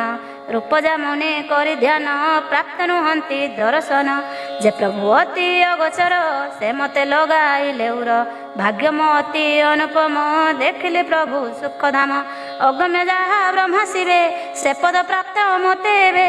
କହନ୍ତି ରାମ ତୁମ୍ଭେ ଶୁଣ ମୋର ସ୍ୱଭାବ ବିଭୀଷଣ। ଭୂଷୁଣ୍ଡି ଗୌରୀ ଶଙ୍କର ଏତିନି ଜଣକୁ ଗୋଚର। ଚରାଚର ଦ୍ରୋହୀ ଯେ ଜନ ଶେଷରେ ନିଏ ମୋ ଶରଣ। କପଟ ମୋହ ଛଳ ମଦ ବରଜି ଭଜେ ମୋର ପଦ। ସାଧୁ ସମାନ ତୁରା ହୋଏ ଅନ୍ତକାଳେ ବୈକୁଣ୍ଠ ଯାଏ। କୁଟୁମ୍ବ ବନ୍ଧୁ ପିତା ମାତା ତନୁଧନ ପୁତ୍ର ଦୁହିତା। ଯୋଖି ଏକାଧାରେ ବନ୍ଧନ ମୋ ପାଦେ ବାନ୍ଧେ ଯେହୁ ମନ। ସମଦରସି ଛାଇନ ହରସ ଶୋକ ଭୟ ଶୂନ୍ୟ। ସେ ଜନ ଅତି ପ୍ରିୟ ମୋର ସଦା ସହାୟ ହୁଏ ତାର। ତୋପରି ସାଧୁ ପ୍ରିୟ ମୋର ମୁଁ ସାଧୁ ପାଇଁ ଅବତାର। ସଗୁଣ ପୂଜା ପ୍ରିୟ ଯାର ପାଳକ ନୀତି ନିୟମର। ଦ୍ୱିଜ ପଦରେ ଯାର ପ୍ରେମ ସେ ମୋ ସେବକ ପ୍ରିୟ ଜାଣ। ହେ ଲଙ୍କାପତି ଏବେ ଶୁଣ ଏସବୁ ଗୁଣେ ତୁମ୍ଭେ ପୂର୍ଣ୍ଣ। ତେଣୁ ପ୍ରିୟର ତୁମ୍ଭେ ଅତି ମୋହର ଅତି ଶୟ ପ୍ରୀତି। ଶୁଣିନ ରାମଙ୍କ ବଚନ ଆନନ୍ଦେ ବାନର ସୈନ। ଜୟ ଶ୍ରୀରାମ ଉଚ୍ଚାରିଲେ ଚତୁର୍ଦିଗକୁ କମ୍ପାଇଲେ। ଏମନ୍ତ ଶୁଣି ବିଭୀଷଣ ମଣଇ କର୍ଣ୍ଣର ସାୟନ। ଶୁଣ ଏ କମଳ ଭାରତୀ ନ ଲୋଭେ ମନରେ ତ୍ରୁପତି। ଶ୍ରୀରାମ ପାଦେ ପ୍ରଣମୟୀ ପ୍ରେମ ହୃଦୟ ଉଚ୍ଛଳଇ। ଶୁଣନ୍ତୁ ଚରାଚର ସ୍ୱାମୀ ତୁମ୍ଭେ ଯେ ସର୍ବ ଅନ୍ତର୍ଯାମୀ। ଶୁଣନ୍ତୁ ଆହେ ପଦ୍ମନାଭ ହୃଦୟ ଥିଲା ରାଜ୍ୟ ଲୋଭ। ତୋ ପଦ ପ୍ରୀତି ସ୍ରୋତେ ମିଶି ମୋହର ଲୋଭ ଗଲା ଭାସି। ଏବର ମୋହର କାମନା ଦିଅନ୍ତୁ ଜାଣି ମହାମନା। ମାଗଇ ପ୍ରଭୁ ଦୟାମୟ ଶିବ କାମ୍ୟ ଭକତି ଦିଅ। ଅସ୍ତୁ କହିଣ ବୀରବର ଆଣ ବୋଇଲେ ସିନ୍ଧୁ ଜଳ। ତୁମ୍ଭର କିଛି ଅଭିଳାଷ ହୃଦୟ ନାହିଁ ଟି ଅବଶ୍ୟ। ନିର୍ମଳ ତବ ହୃଦ ମନ ବିଫଳ ନହିବ ଦର୍ଶନ। ଏତେ କହିଣ ରଘୁରାଇ ରାଜଟିକା ଦେଲେ ପିନ୍ଧାଇ। ଆଜ ହୁଁ ତୁମ୍ଭେ ହେଲ ଭାଇ ସୁବର୍ଣ୍ଣ ଲଙ୍କା ପୁର ସାଇ। ଦେଖି ରାମଙ୍କ ଏବେ ବାର ହୋଇଲା ବୃଷ୍ଟି କୁସୁମର। ରାବଣ କ୍ରୋଧୀ ଅଗ୍ନିଶମ ନିଜ ଶ୍ୱାସ ଘୋର ପବନ। ବିଭୀଷଣ ଜଳନ୍ତେ ତହିଁ ତାହାକୁ ବଞ୍ଚାଇଲେ ସାଇଁ। ରାବଣ ଦୋଷ ମୁଣ୍ଡ କାଟି ପୂଜି ଶିବ ପାଏ ବିଭୂତି। ଦର୍ଶନ ମାତ୍ରେ ବିଭୀଷଣ ରାମ ତା ଦେଲେ ଜାଣି ପୁଣ। ଏମନ୍ତ ପ୍ରଭୁ ତେଜିଆନ ଭଜଇ ଜାଣି ଯେ ଅଧମ। ପଶୁ ସିଂହ ଲାଞ୍ଜ ବିହୀନ ମଣିବତାରେ ଭାଇ ଜାଣ। ବିଭୀଷଣକୁ ଆପଣାର କରିଲେ ପ୍ରଭୁ ରଘୁବୀର। ଏତ ପ୍ରଭୁଙ୍କ ରୀତି ଜାଣି ବାନର ମନ ନିଏ କିଣି। କହନ୍ତି ସର୍ବ ଉରବାସୀ ସର୍ବଜ୍ଞ ସକଳ ଉଦାସୀ। ଏ ସର୍ବ ରୂପେ ସର୍ବାତୀତ ସେ ପୁଣି ପାଳନ୍ତି ଜଗତ। ସେ ଯେ ଜଗତ ହିତକାରୀ ସେ ପ୍ରଭୁ ନର ରୂପଧାରୀ। କହନ୍ତି ପ୍ରଭୁ ସୁଗ୍ରୀଷୁଣ ଲଙ୍କେଶ ସର୍ବ ବୀରଗଣ। କେମନ୍ତେ ସାଗର ଭୀଷଣ ଲଙ୍ଘିବାକୁ ହୋ ବୀରଗଣ। କୁମ୍ଭୀର ମତ୍ସ୍ୟ ଯେମକର ସର୍ବେ ଭରା ଚିର ସାଗର ଅତୀବ ଅଗାଧ ଦୁସ୍ତର ଏ ଯେ ଭୀଷଣ ପାରାବାର ଲଙ୍କାପତି ଯେ କର ଯୋଡ଼ି କହଇ ରାମ ପାଦେ ପଡ଼ି କୋଟିଏ ସିନ୍ଧୁ ଶୋଷି ପାରେ ତୁମ୍ଭର ସାୟକ ପ୍ରହାରେ ତଥାପି ନୀତି କୁ ବିଚାରି କର ବିଚାରି ଚାପଧାରୀ ସବିନୟ ଭାସେ ଯେ ଭାସ ସାଗର ଅନ୍ତର କୁତସ ତବ କୂଳ ଗୁରୁ ସାଗର କୀର୍ତ୍ତି ସାଗର ପୁତ୍ରଙ୍କର ସିନ୍ଧୁ ନିଜେ ପ୍ରକଟ ହୋଇ ଉପାୟ ଦେବେ ବତାଇ ତରିବା ପ୍ରୟାସର ବିନା ଏ ଅପାର ସମୁଦ୍ର ସିନା ଭାଲୁବାନର ଅବହେଳେ ପାର ହୋଇବେ ଯୁଦ୍ଧ ବଳେ କହନ୍ତି ରାମ ଲଙ୍କାପତି ସଖା ତୁ କହିଲୁ ସୁନୀତି ଦୈବ ସହାୟ ହୋଇଲେ କରିବି ତା ଚେତି ବୋଇଲେ ରାମଙ୍କ ବିଚାର ଲକ୍ଷ୍ମଣ ମନକୁ ନ ଆସଇ ପୁଣ ଦୁଃଖ ଜଳରେ ହୃଦ ଭାସେ ଲକ୍ଷ୍ମଣ ଉତ୍ତରରେ ଭାସେ ପ୍ରଭୁ ଦଇବେ କି ଭରସା ସୁଖାଉ ସିନ୍ଧୁ ମୋର ଆଶା ଭୟ ଆତୁର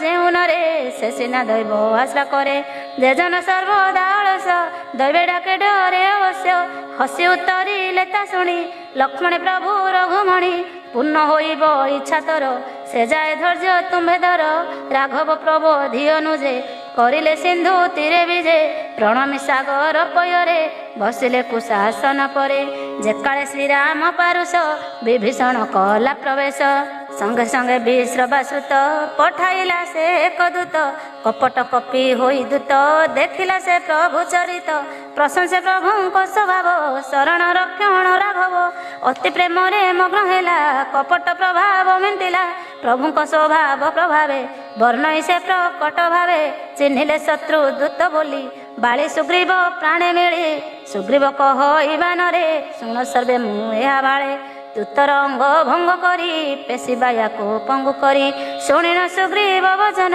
ଧାଇଲେ ସର୍ବ କପିଗଣ ବୁଲାଇଲେ ତାହାକୁ ବାନ୍ଧି ଗଡ଼ ଭିତର ଗଳି କନ୍ଦି ବାନରେ ଦୂତକୁ ପ୍ରହାର କରିଲେ ବହୁ ପରକାର ଚିତ୍କାର ସେ କରନ୍ତେ ସୁଦ୍ଧା ନ ଛାଡ଼ିଦେଲେ ବହୁ ବିଧା ଯହୁଁ ଚିତ୍କାରିଲା ସେ ଦୂତ ପ୍ରଭୁ ଶ୍ରୀରାମଙ୍କ ଶପଥ ନାଶା କର୍ଣ୍ଣ ଛେଦନ କର ମୋହର ବିଅର୍ଥ ନ କର ଲକ୍ଷ୍ମଣ ତାହାକୁ ଡାକିଲେ ଦୟା ବହିଣ ଛାଡ଼ିଦେଲେ ମୂଢ଼ରା ବଣେ ଏ ପତ୍ରିକା ଦେବୁଟି ନେଇ ଦୂତ ଏକା କୂଳଘାତି ପଢ଼ୁ ଏ ପତ୍ର ପତ୍ରିକା ଲକ୍ଷଣ ଜିତ ମୂର୍ଖକୁ କହିବୁ ବୁଝାଇ ଉଦାର ସନ୍ଦେଶ ଗହି ସୀତାଙ୍କୁ ଯଥା ସମାନରେ ସମର୍ପି ଶ୍ରୀରାମ ପୟରେ ସୁଖେ ଯେ ରାଜ୍ୟ କରୁ ତାର ନୋହିଲେ ଦାସ ଧ୍ରୁବ ତାର ଅନୁଜ ଲକ୍ଷ୍ମଣ ପୟର ଦୂତ ଯେ ଲଗାଇଲା ଶିର ଲକ୍ଷ୍ମଣ ଶୁଣ ବନି ହେଲା ଶିବିରୁ ବାହାର ହୋଇଲା ଶ୍ରୀରାମ ଯଶ ଗୁଣ ଶୁଣି ଲଙ୍କାରେ ପ୍ରବେଶିଲା ପୁଣି ରାବଣ ଚରଣରେ ଦୂତ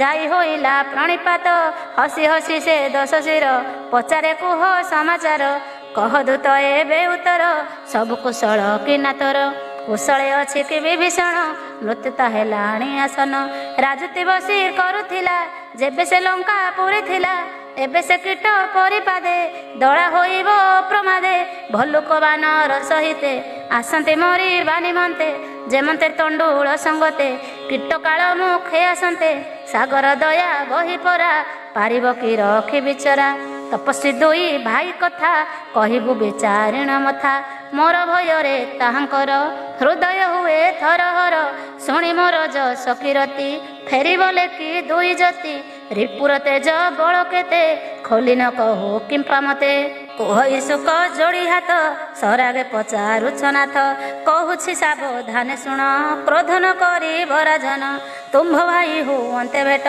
କଲେ ତାକୁ ଲଙ୍କା ସମ୍ରାଟ ରାବଣ ଦୂତ ଚିହ୍ନି କପି ଦେଲେ ବହୁ ଦଣ୍ଡ ପ୍ରତାପୀ ନାସିକା କାନ କାଟିବାର ବିଚାର କରନ୍ତେ ମୋହର ଶ୍ରୀରାମ ଶପଥକୁ ଦେଇ ଲଭିଲି ନିସ୍ତାରଟି ମୋହି ଶ୍ରୀରାମ ସୈନଙ୍କ ବଳ ମୁଖେ ବନି ନ ପାରେ ମୋର ନାନା ବନର ଭାଲୁ କବି ଅତି ଭୟଙ୍କର ପ୍ରତାପୀ ବିକଟ ବଦନ ବିଶାଳ ଶରୀର ଅତି ଭୟଙ୍କର ଯେ ପଡ଼ିଥିଲେ ଲଙ୍କାପୁର ମାରିଣ ଅକ୍ଷୟ କୁମାର ତାପରେ ବହୁ କପିଛନ୍ତି ସର୍ବେ ବଳିଆର ଅଟନ୍ତି ବିବିଧ ନାମ ଧାରି ବୀର କଠିନ କରାଳ ବିଶାଳ ବିପୁଳ ହସ୍ତି ବଳଧାରୀ ପ୍ରତାପୀ ବହୁ ନାମଧାରୀ ଦ୍ୱିବିନ୍ଦମୟ ଦକୁମୁଦ ନଳ ନୀଳ ଗବଙ୍ଗଦ ଦଧିମୁଖ ବିକଟାନନ ଏସରି ଜାମ୍ବବନ୍ତ ପୁଣ ଏ ସୁଗ୍ରୀବର ତୁଲେସରି କୋଟିଏ ଛନ୍ତି ତାଙ୍କ ବରି ଶ୍ରୀରାମ ଦୟାରୁ ତାଙ୍କର ଶରୀରେ ଅତୁଳିତ ବଳ।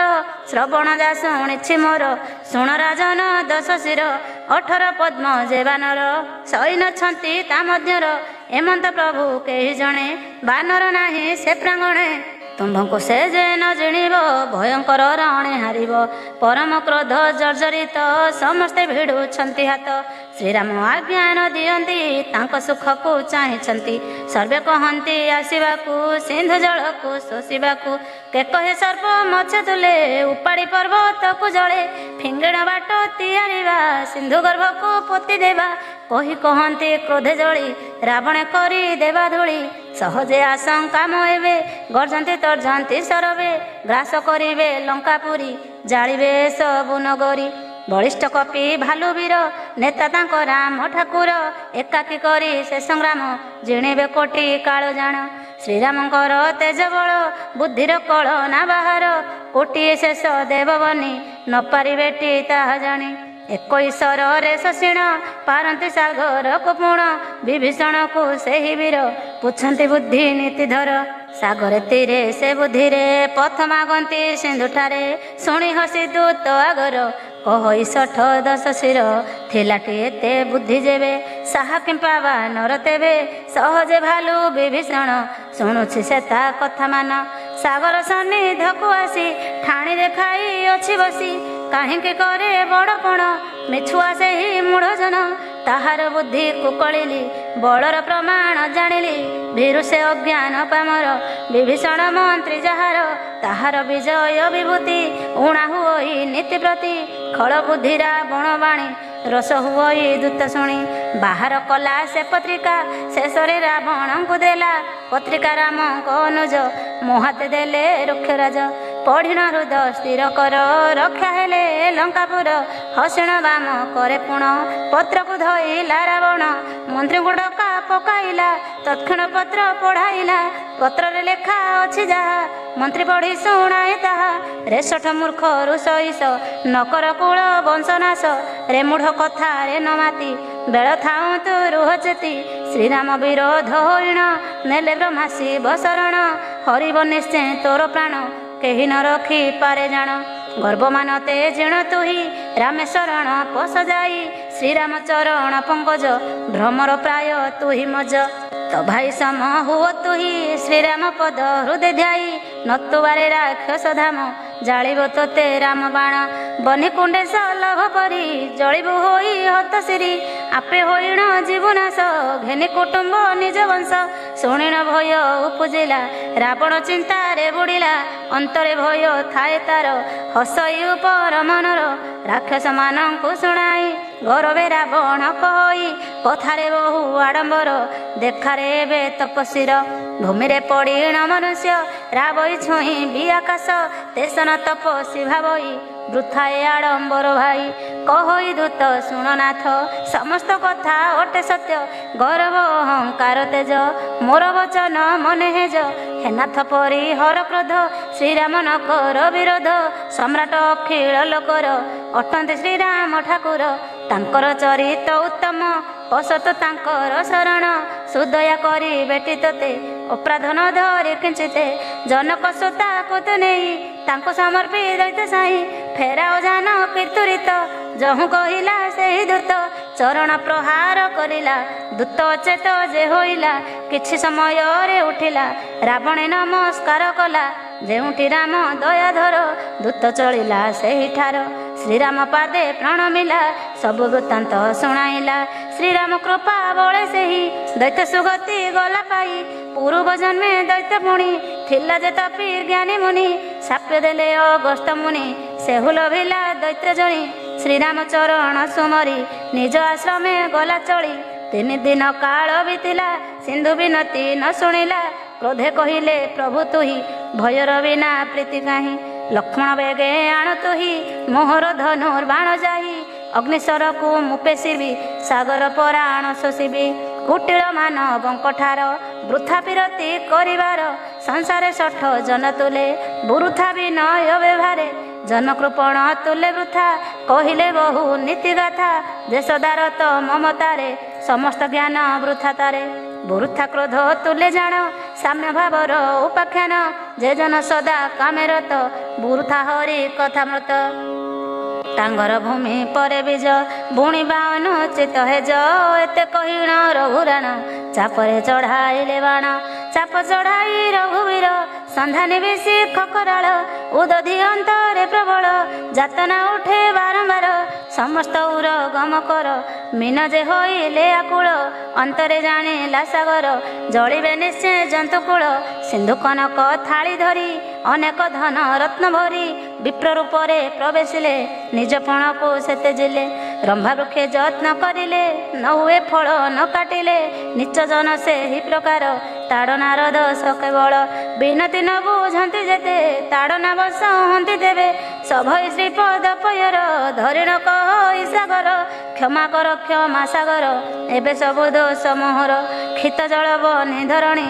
ପବନ ପଞ୍ଚ ଭୂତ ପୁଣି ଜଳ ପଦାର୍ଥ ତତ୍ତ୍ୱ ପଞ୍ଚ ସହଜେ ଅତି ପରପଞ୍ଚ ତୁମ୍ଭରି ପ୍ରେରଣ ସଂସାରେ ଘେନିଣ ସୃଷ୍ଟି ପ୍ରକ୍ରିୟାରେ ପଞ୍ଚବସ୍ତୁ ଏ ମାୟାକୃତ ତୁମ୍ଭରି ମାୟା ଏ ଜଗତ ଯାରେ ଆଜ୍ଞା ତୁମ୍ଭ ଯେ ମନ୍ତ ରହନ୍ତି ପୁଣି ଯେତେ ମନ୍ତ ନିଜ ନିଜର ଅବସ୍ଥାରେ ରହି ସେ ଦୁଃଖ ଭୋଗ କରେ ମୋତେ ଉତ୍ତମ ଶିକ୍ଷା ଦେଲ ତୁମ୍ଭର ମର୍ଯ୍ୟାଦା ରଖିଲ ଢୋଲ ସୁଦର ଜଡ଼ ଜନ ପଶୁ ଆଉ ନାରୀ ଯେ ଜଣ ତାଡ଼ନ ବିନା ପାଞ୍ଚ ଜଣ ନୁହନ୍ତି କେବେ ସୁଧାରିଣ ତୁମ୍ଭରି ପ୍ରତାପରେ ମୋହି ଶୁଷ୍କ ହେବି ଜଗତ ସାଇ ପାରି ହୁଅନ୍ତି ସୈନ୍ୟଗଣ ଯାଉ ମୋ ସବୁ ବଡ଼ପଣ ତୁମ୍ଭର ଆଜ୍ଞା ନ ମେଣ୍ଟାଇ ବେଦଶାସ୍ତ୍ର ତା ଭାଷ୍ୟ କହି ତୁମ୍ଭର ଇଚ୍ଛା ପୂର୍ଣ୍ଣ ହେଉ ଯାହା କରିବେ ମହାବାହୁ ଶୁଣିଣ ସାଗର ବିନତି ହସି କହନ୍ତି ସୀତାବତୀ ଯେମନ୍ତ କପି ପାରି ହେବେ ସେହି ଉପାୟ କର ଏବେ କର ଯୋଡ଼ିଣ କହେ ସିନ୍ଧୁ ଶୁଣନ୍ତ ପ୍ରଭୁ କୃପା ସିନ୍ଧୁ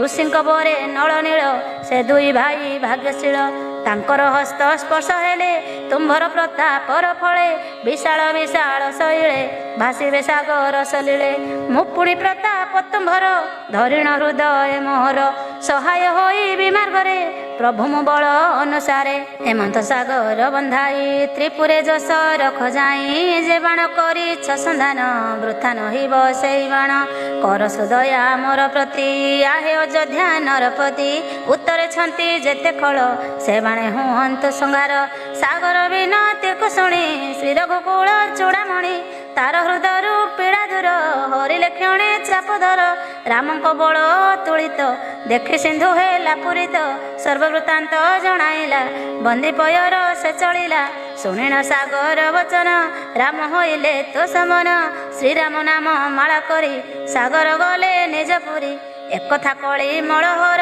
যে করে নিজ কণ্ঠহার রচই শ্রী তুলসী দাস শ্রীরাম পদে কর আস সুখদ সংশয় হরণ দুঃখকু করে বিনাশন আরে মূর্খ ষঠ মন সকল আশা কুতেজিণ গাও শুণে দিবস রাতি এ পুণ্য রামায়ণ গীতি সকল সুমঙ্গল দাতা এভবে রামায়ণ কথা সাদরে যে জন শুণই সে ভব সিন্ধু কুতরই বইত লোড়া নাহি তার হই পারি পারাবার ভজ সর্বদা রাম নাম দণ্ডিব নাহি টিসমন পারি হইবু ভব সিন্ধু ভজ শ্রী রঘুকুল इंदु श्यावर रामचंद्र भगवान की जय पवन सुत हनुमान की जय उमापति महादेव